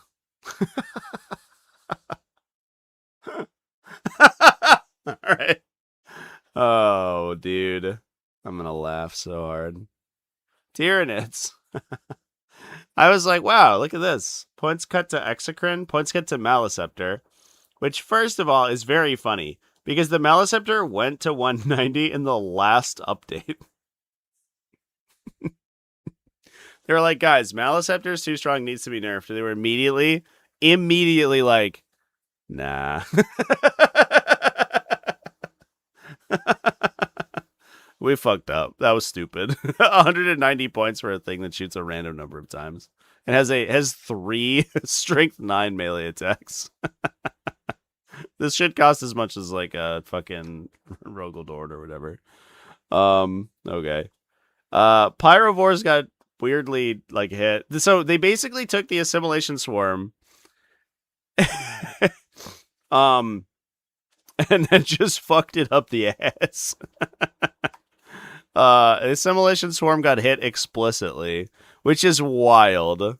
Just insane. So you would take, in a lot of cases, you would take units of multiple pyrovores because they're harvesters and they're big beefy infantry, so that you can regenerate them. The pyrovore itself is like isn't just like sort of a bad profile. It's too many points per model for a gun that doesn't shoot far enough for a unit that's not too slow and can't actually stand anywhere because its base is too big. It's an 80 millimeter base with a 12-inch range gun. So it's just like a bad unit.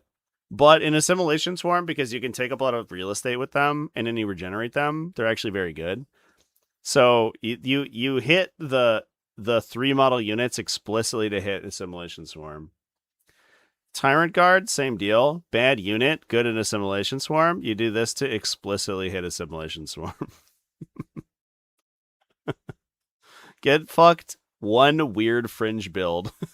Also, Talons of the Norn Queen, Synaptoprescience, also up. We couldn't possibly have made the Norn Assimilator not tax you on... I don't even know where it is here. Not tax you on the second one we take. Where the fuck is this thing? It's been legended. There we go. For some reason, the Norn Assimilator taxes you if you take 2. But you're also like basically required to take Synaptoprescience because it's just a bad unit without that. So we made Synaptoprescience more expensive, but we didn't change the fact that if you ever take more than 1, it's 20 points more. Okay. Monsters did get a little bit of a cut. Tyrannofex is down by 10. Zoanthrope's down by 10 on the big unit. Still too expensive and bad, but it is what it is. What a weird change. Get fucked Assimilation Swarm explicitly, I guess. So like Innes's build that he played last weekend is up like 25 points. No, even more than that. It's up like 40 points, 40 or 50 points, I think. Jesus Christ. Stop playing how we don't want you to. Yeah, I don't get it. I don't get it, chat.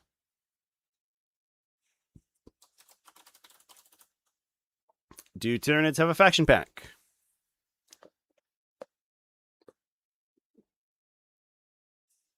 Tyrant Guard's going up because of Assimilation Swarm. Explicitly, that one detachment is the only place you ever unironically played Tyrant Guard. And that's why they got nerfed. It's like Games Workshop wrote a detachment. A person at Games Workshop was paid human money to think up of and write a detachment based on weird healing mechanics that bring infantry back. And then they said, wait, but we don't like that. Let's nerf it so you don't play it. I don't get it. Harridan removed frame. Rejoice. Rejoice. That's a big change. Harridan playable, maybe. Actually, unironically might be playable. Is Harridan back? Hold up, chat. One sec. I think Harridan might be back. Subterranean Assault is still trash. They did not change dispositions, right? No. That would have been the biggest dub. Would have been Subterranean Assault becomes like Recon. Or, priority assets. Oh, they nerfed Assimilation Swarm because it's priority assets. All right, I get it. I pick it up. I'm picking it up. If you cut Disruption off of Subterranean Assault, immediately it's playable. And then immediately Harridan becomes cool again. Yeah, I think you could play Harridan without frame. His base is the size of like an orange. So he becomes much easier to fit in places. You can see him across like through all of time and space. But as long as you strategic reserve him, and you can actually like bring him out of strat reserve now, because previously he didn't fit and he had to use like large model arrival rules because he's like 18 inches long. But now that he just uses the base measurement, he just goes next to the table edge and shoots people. Is Harrydan might actually be good. Huh. Well, I did not have that on my bingo card, chat. Get fucked, Assimilation Swarm. We welcome back our giant dragon overlord. Cool. Okay. Well, that's pretty cool. Changes to rules updates. That's what we got. Synaptic Goading. An Unending Swarm. Oh, just changed to use the surge move mechanic, so we love that. Norn Assimilator. Harpoon! Harpoon does something? Let's go! When this unit declares a charge, if an enemy monster or vehicle unit is within 12 inches and was hit by an attack made by this weapon this turn, you can use the ability. If you do, this unit has +2 to charge rolls, and must end that move engaged with the target monster or vehicle. Sick! And now, if only Subterranean Assault had an actual force disposition, you could play these guys and make like 5-inch charges out of tunnel markers, which would be fucking awesome. That's sick. All right, that's good.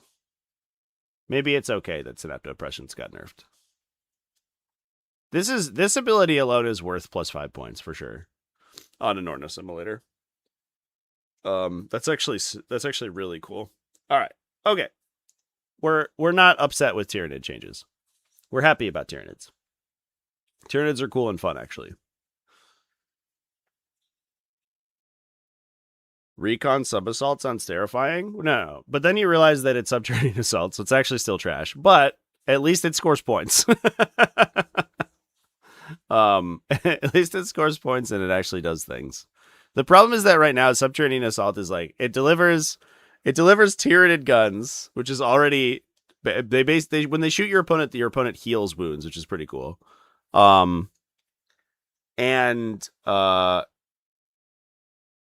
It also, when it completes primary missions, your opponent scores, which is also pretty cool. So it doesn't do any damage. It also doesn't score any points. If they changed it so it did have the capacity to score points, then at least all it would have is the inability to do damage. You could find one of those. And it would be pretty cool. They did not change dispositions. Yeah, none of the detachments changed besides nerfing Talons of the Norn Queen a little bit. What a weird roller coaster ride that has been. Okay. Who's next? Harrydan flies again. Yeah. Bugs might as well score, but the problem is that when you're a disruption force disposition, you're not allowed to score. It's even worse for we're gonna tactical tangent for a second here. It's even worse for Subterranean Assault because Subterranean Assault lost all capacity because for whatever reason everyone else got the ability to turn 1 ingress except for Sub Assault. So Subterranean Assault entirely lost the capacity to construct tunnel markers the first battle round, which means you have to use battle round 2 to build tunnel markers so that you can like redeploy things in battle round 3. So instead of Subterranean Assault having this like very strong capacity to basically like alpha strike you, if it needed to, by like basically like dropping Raveners, building tunnels with the Raveners, and then supporting things between the tunnels before your natural reserves come in.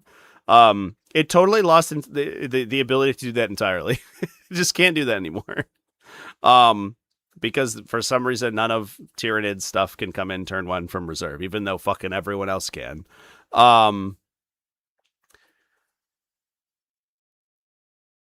Disruption tends to incentivize extremely aggressive and high unit count play.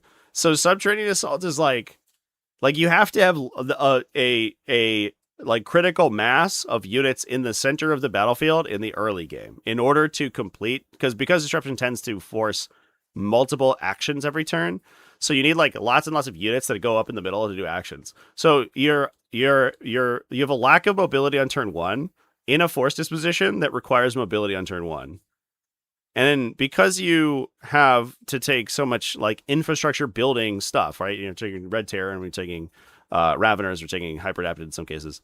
You have a lot of these points and units that are not useful in the first turn. Where in a force disposition where you have to have lots of units in the midfield in the first turn. So it's like it just doesn't work. Not only is disruption bad, but it's also bad for that detachment. It's crazy. At least the Chaos Demons one. The Chaos Demons one, which is Demonic Incursion, which is basically the same detachment. It's like the same picture. Can up down turn 1 and can also and also didn't like just lost disruption. So like the exact same detachment in a different faction still didn't see play because it was playing disruption, even with the ability to put units in the center of the battlefield, top of 1 or bottom of 1. And then that one was so poor, like performed so badly that they just changed it to a different disposition. But they didn't do that for Tyranids, of course. Why would they? That would be crazy.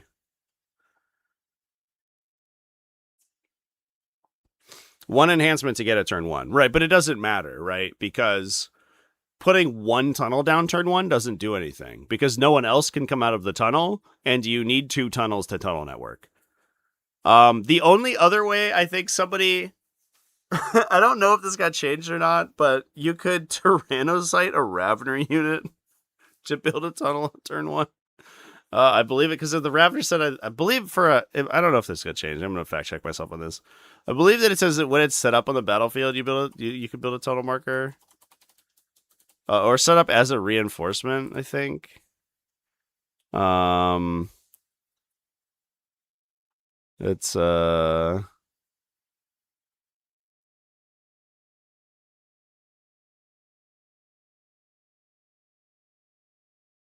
when you're set up on the battlefield from reserves.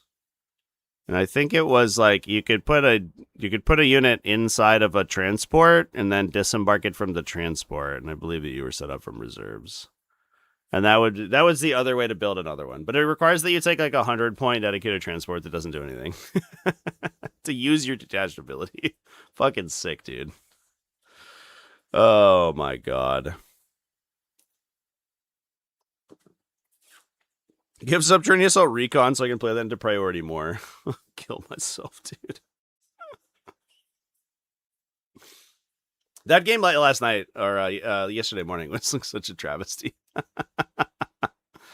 Oh my god. For context, I'm like 0-5 into priority assets with Recon. I think that matchup is basically unwinnable. It's just like it's so much more difficult for the Recon player to score consistently than priority assets, because priority assets is like hyperborked. That if anything ever goes wrong, you lose the game on the spot. It's like basically not worth playing. Oh man. Anyway.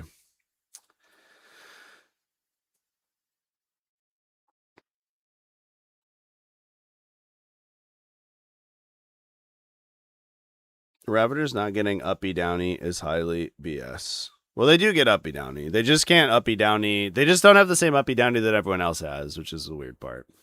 They just have a unique version of up down. I don't know. Let's talk about World Eaters. We'll stop talking about Tyranids. Let's talk about World Eaters. Like I really want to play Subterranean Assault. It's like my favorite detachment of all time.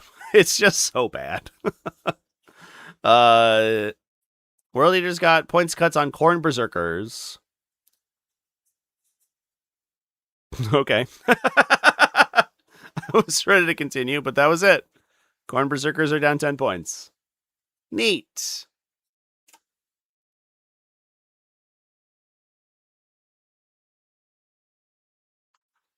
At the end of your charge phase, if this unit is on the battlefield, so he no longer kills his own units when he's inside of a rhino or whatever. Makes a leadership roll if you fail when bodyguard model is destroyed. That's good. I like that it was explicit that he killed his guys inside a rhino. If he was ever stuck inside a vehicle, he would just get angry, or inside lower in like Strat Reserve or something. pretty stupid, but that's much better. We like that. And I think that's every faction in Warhammer 40k. We did all of the factions. I guess we didn't talk about Titan Legions. Oh, dang. No changes to Titan Legions. Unfortunate. Interesting. Let's see if there are any core rules updates. So, if we go to core rules downloads, there is a universal rule update pack.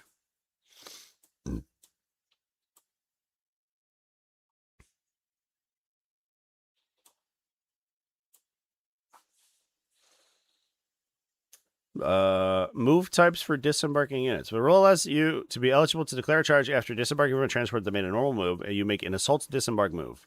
In rule 1806. So they added a new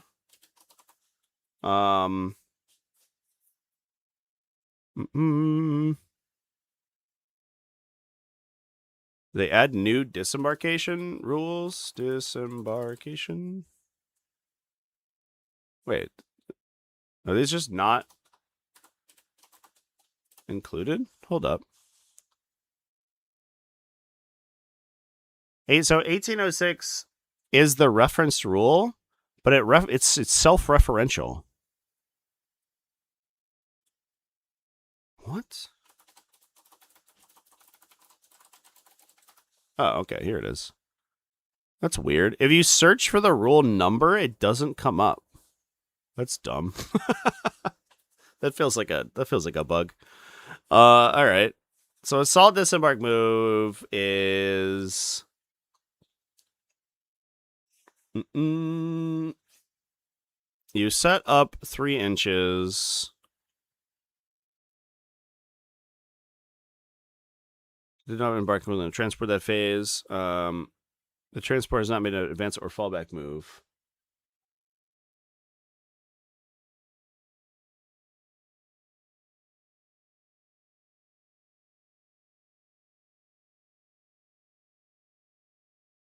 Then you aren't eligible to make an assault disembark. Okay.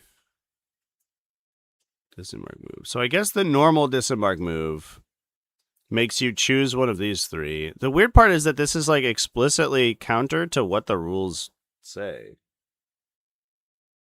Okay, I don't know. A shock disembark move.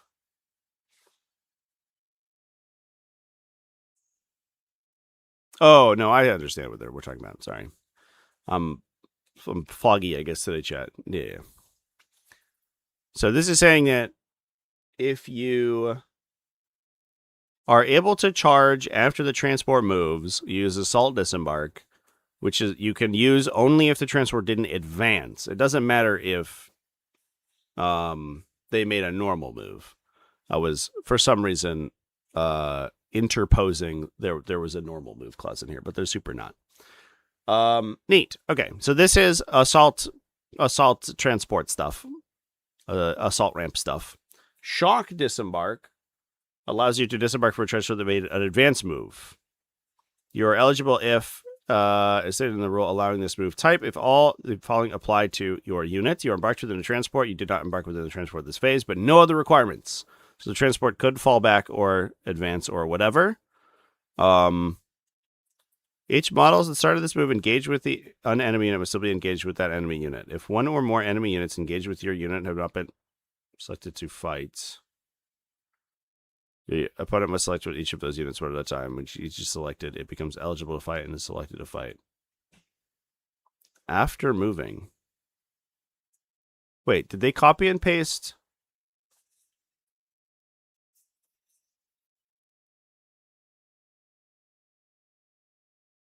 Did they copy and paste the, like, consolidation rules in here? I mean, I appreciate that they add, that they're adding, like USRs in. I think that's helpful. Just being able to like reference a rule in the core rules rather than being like you ignore the penalties for the restrictions for disembarking after a unit made X thing, and then that always opens up a million extra questions. I do wish that they had done so without adding some sort of bizarre fight phase section in here. These are just the pile-in rules, right? Or the consolidation rules. This is an ongoing consolidation. You start the move engaged with the enemy unit, you must still be engaged with that enemy unit. One or more enemy units engaged per unit have not been selected to fight in this phase. Your opponent must select each of those units one at a time. When each is selected, it becomes eligible to fight and is selected to fight. Is that engaging consolidation?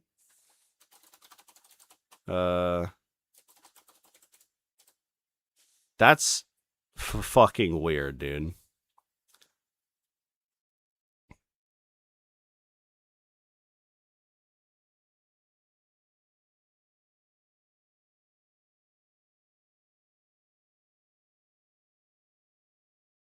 If one or more enemy units engaged with your unit had not been selected to fight this phase, your opponent must select one of those units. Each of those units one at a time. When each is selected, it becomes eligible to fight and is selected to fight. It's actually slightly different than the engaging consolidation. Are we sure they didn't ask ChatGPT? I am very much not sure, chat. I have no idea. I imagine maybe we just ignore that bit. That's fucking wild. What is this? What should this say? Probably you're in a this should say you're not eligible to charge, right?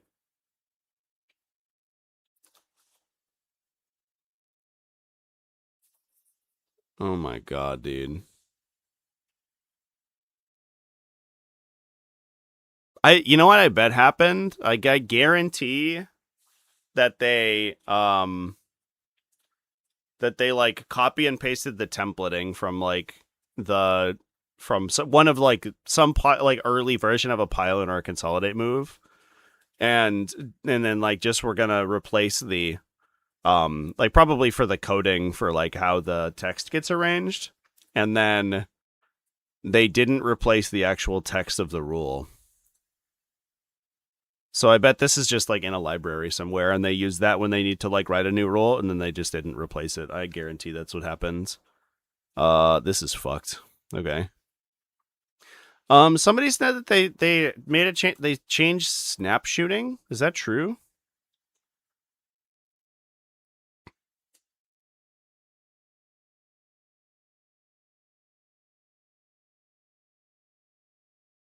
No.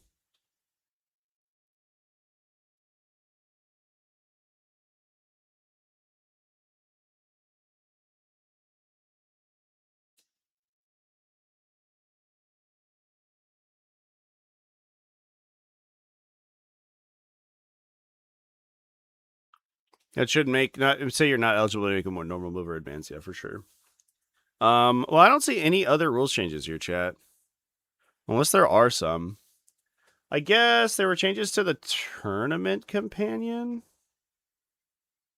Doubles companion. Who cares? Nobody plays that.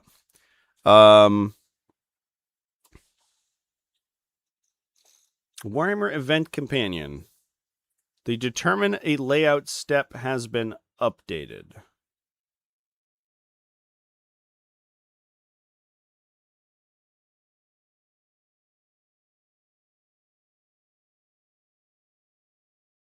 We recommend running layouts A, B, C sequentially, repeating this as needed for the number of games played. Interesting. I think I choose to ignore that for like pods, because that ends up meaning that if you only play the first like 2 rounds of the pod, you basically only ever play A and then B. You don't have any. You basically have no chance to play C, which is so kind of sucks.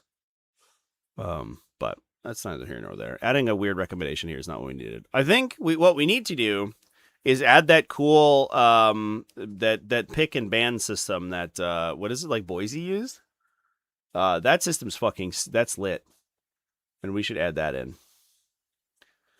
The plunder secondary mission references one unit within a training area that is not within your territory. This is not a new inclusion. This wasn't this on the previous version? Is the requirement to be not within your territory referring to the unit or the terrain area? The answer is terrain area. I thought we already had that answered. If I select a unit to be my beacon unit upon drawing the beacon secondary mission, and it's destroyed prior to achieving the mission, can I select a new beacon unit? Which, no. Well, yeah, that was already in there. Oh, maybe that was in an event FAQ, actually. I don't know if that's the case. Layouts updated. I am most interested in priority assets versus reconnaissance, which changed one layout on B. Because I always play that mission and I don't like it.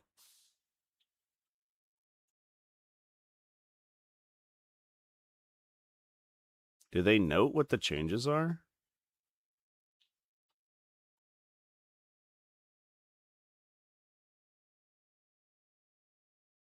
What's the changed one?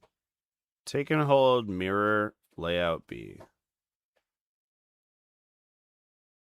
They do not. All right, I have no idea.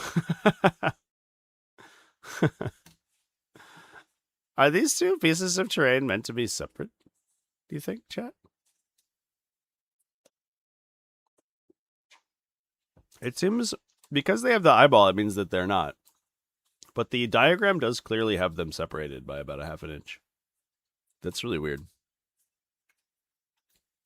That feels like a mistake, potentially. A mistake, mayhaps. Go down the line. I'm not going to pretend to have deep and meaningful thoughts about these changes. They tend to be like pretty technical.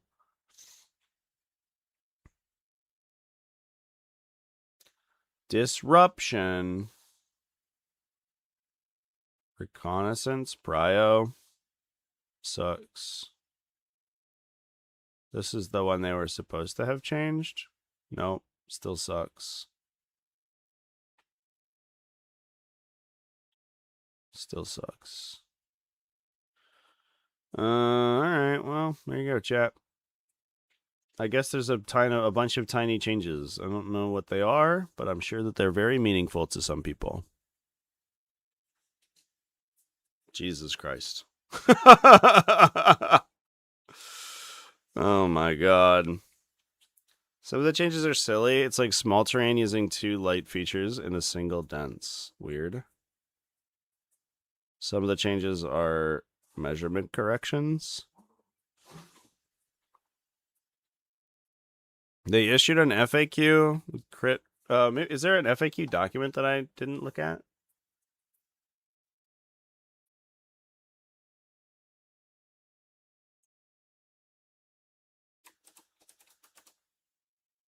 No. I don't know what the FAQ is, chat. I'm not sure what you're referring to. I'm going to level. I have no idea.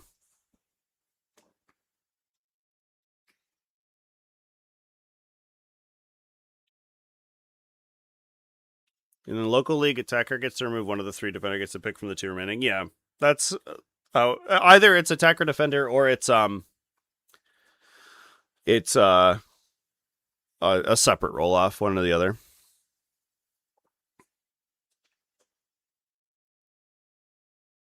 Yeah, it looks like all like the terrain that is near territories doesn't look like it's changed. So I think that those are the same.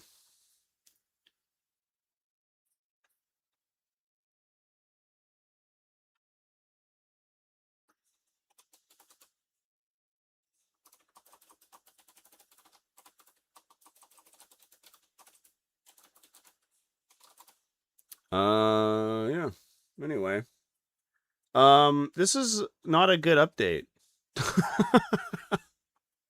I'm gonna level with you. It did feel like there were a lot of changes in here that were kind of superfluous. Like Votann's a good example where it's like they just like went up and down in different places, and so like largely stayed the same. Like Necrons got a little bitty baby random nerf, and then like factions that were underperforming got nerfed.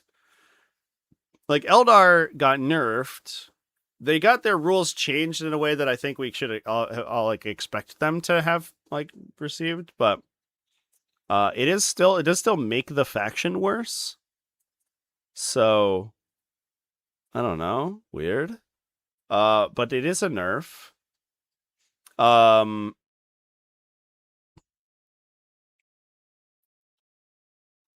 Space Wolves is a good example. They weren't really doing that much, but their only like viable archetype got nerfed. And then a bunch of factions that didn't like weren't really seeing play and were kind of struggling just didn't get any changes whatsoever. So I don't know, man. It's really weird.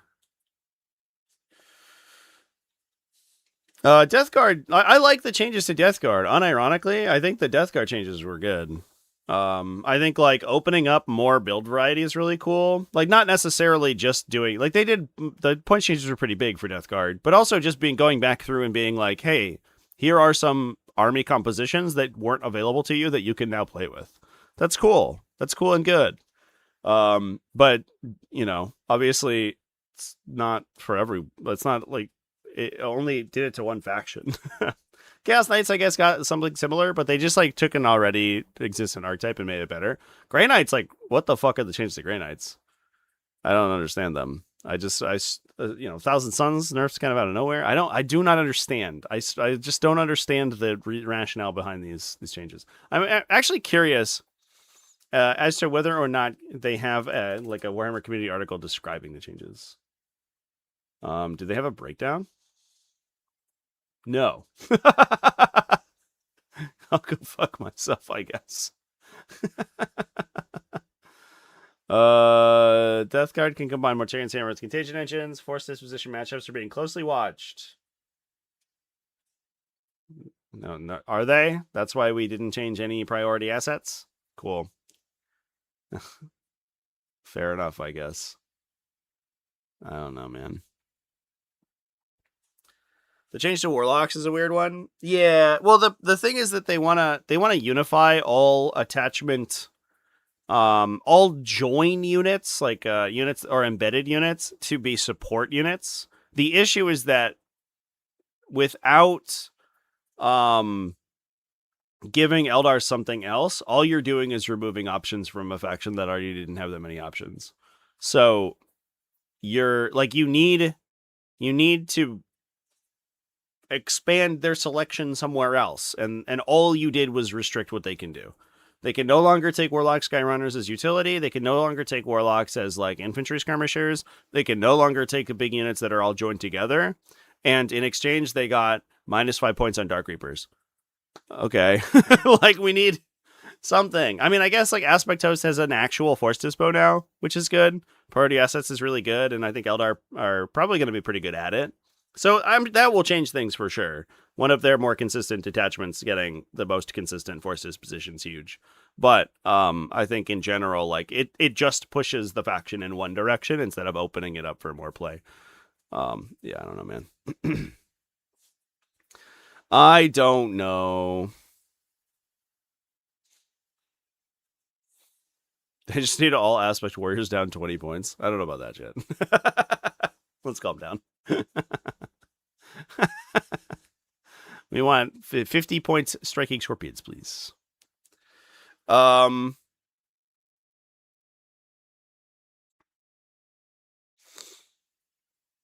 right, chat. More like an obligation. Yeah, that's a good way to put it. They're like, oh, we said we were going to make some changes, so let's make some changes. But we didn't change fucking Dark Angels. What's up with this shit, dude? What is this? This faction that's been, like, performant for ages, right? After, like, all the random buffs they got. I don't know. I don't get it. I don't understand. And of course, there's like still outstanding core rule stuff. The critical hits thing is like of course, a big deal. They added like new core rules, but they've borked them in the app, which is awesome. We love that.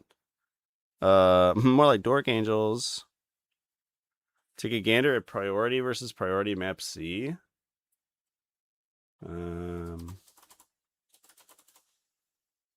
Priority assets. If there was an easier way. Oh, here we go. I'm on it. Oh, no. Don't freeze. Priority versus priority map C.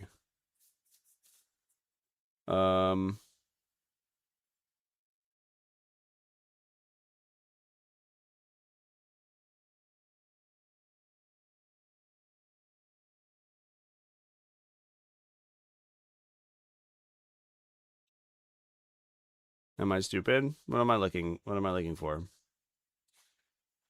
With the expansion objectives? Oh yeah, one of them is just an inch. An inch off the edge. Maybe it's asymmetry. Maybe it's purposeful asymmetry. I think that if you did deploy first, go first, you could legitimately. Yeah, that's embarrassing. You could legitimately add asymmetric deployments to the terrain layouts. And I think it would be sick. I think it'd be really cool. But I talked about that when the edition came out, and I don't think it's worth harping on it anymore. Yeah, that is embarrassing. I imagine this is the correct one, because this is the one they put measurements on, but awkward. Yeah.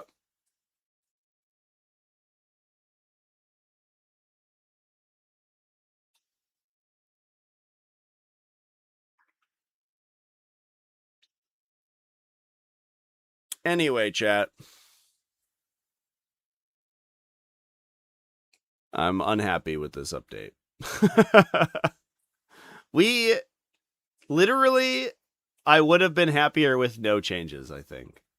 I'm sure that some factions would have said otherwise, of course, but then I wouldn't have had to sit on the stream for 2 hours, and then I could have left for TEO sooner. That would have been neat, but no. I don't know. It is what it is. They didn't update Orks yet? Yeah, because Orks are updating in a week or 2 weeks, I guess, when their codex comes out, so they don't need to like do any changes to them because they're getting a new codex.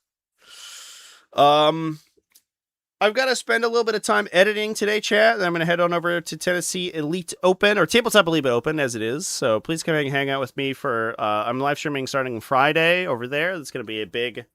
It's like a. It's a pushing like 400 player team event, I believe. It's like 80 teams of 5 or something like that. It should be a good time. So I'm very excited about that. So that's what I'm going to be doing today, is driving on over there. So it'll be good. If you are a member, you can expect there should be a new video up later today. And I do have a video about some weighted dice stuff going on that should be up tomorrow, assuming that I'm able to edit it before I leave. So that is what's going to be going on. I'm going to go work on that stuff. But in the interim, chat, thanks for coming and hanging out with me while we talk about this stuff. Harpoon works how everyone was already playing it? No, nobody was playing it that way. It was functionally, it changed. The way that it worked previously is that if you harpooned a unit, then if you charged that unit and succeeded, you got to move farther. Is the way it worked previously, which is not very useful, but now it actually increases the likelihood you actually make the charge. People who are playing it wrong were cheating, straight up. It was like a functional rule a la, the like photon grenades and stuff, where it's like if you declare a charge that is successful into something, it can retroactively make that charge unsuccessful or make you move slower. Those abilities worked based on precedent, but anyone who was like playing it that it added to their charge was playing it incorrectly previously. But that is a good change. I mean, it is a nice buff for the Anorna Assimilator. Maybe I will actually play Anorna Assimilator one time. Unhappy 40k players is the theme. Yeah. I mean, I'm happy about the Space Marine stuff. Even as someone who has owned and does own the Space Marine army. The fact that some of that stuff is going to Legends is not, in my opinion, that big of a deal. I think that paring down the size of that faction is just going to be able to make the balancing more easier. And outside of vehicles, The vehicles does hit pretty hard, but outside of vehicles, the nice thing about Space Marines is that a lot of their units are interchangeable, as the Legends proxy document talks about, where they're like, you could just use legended stuff as different units because a Space Marine is a Space Marine is a Space Marine in most cases. So, oh, it's not toilet dice, chat. Oh, it's not toilet dice. We might do toilet dice at some point in the future. If I'm ever bereft of content, we could talk about toilet dice at some point. But toilet dice is such an uninteresting story because it's like a funny story, but there's no takeaway. It was like a guy cheated at Warhammer, and you're like, okay, which guy? We don't know. Was there any repercussion? Did anything happen? No, he just cheated. Okay, cool. That was why I didn't do like a toilet dice video when it first happened. I was like, I can't. Like, what is this? I should have clearly, but it was like there's nothing to talk about. It was just a thing that happened one time. Like, okay, cool, man. I don't know. Anyway, chat.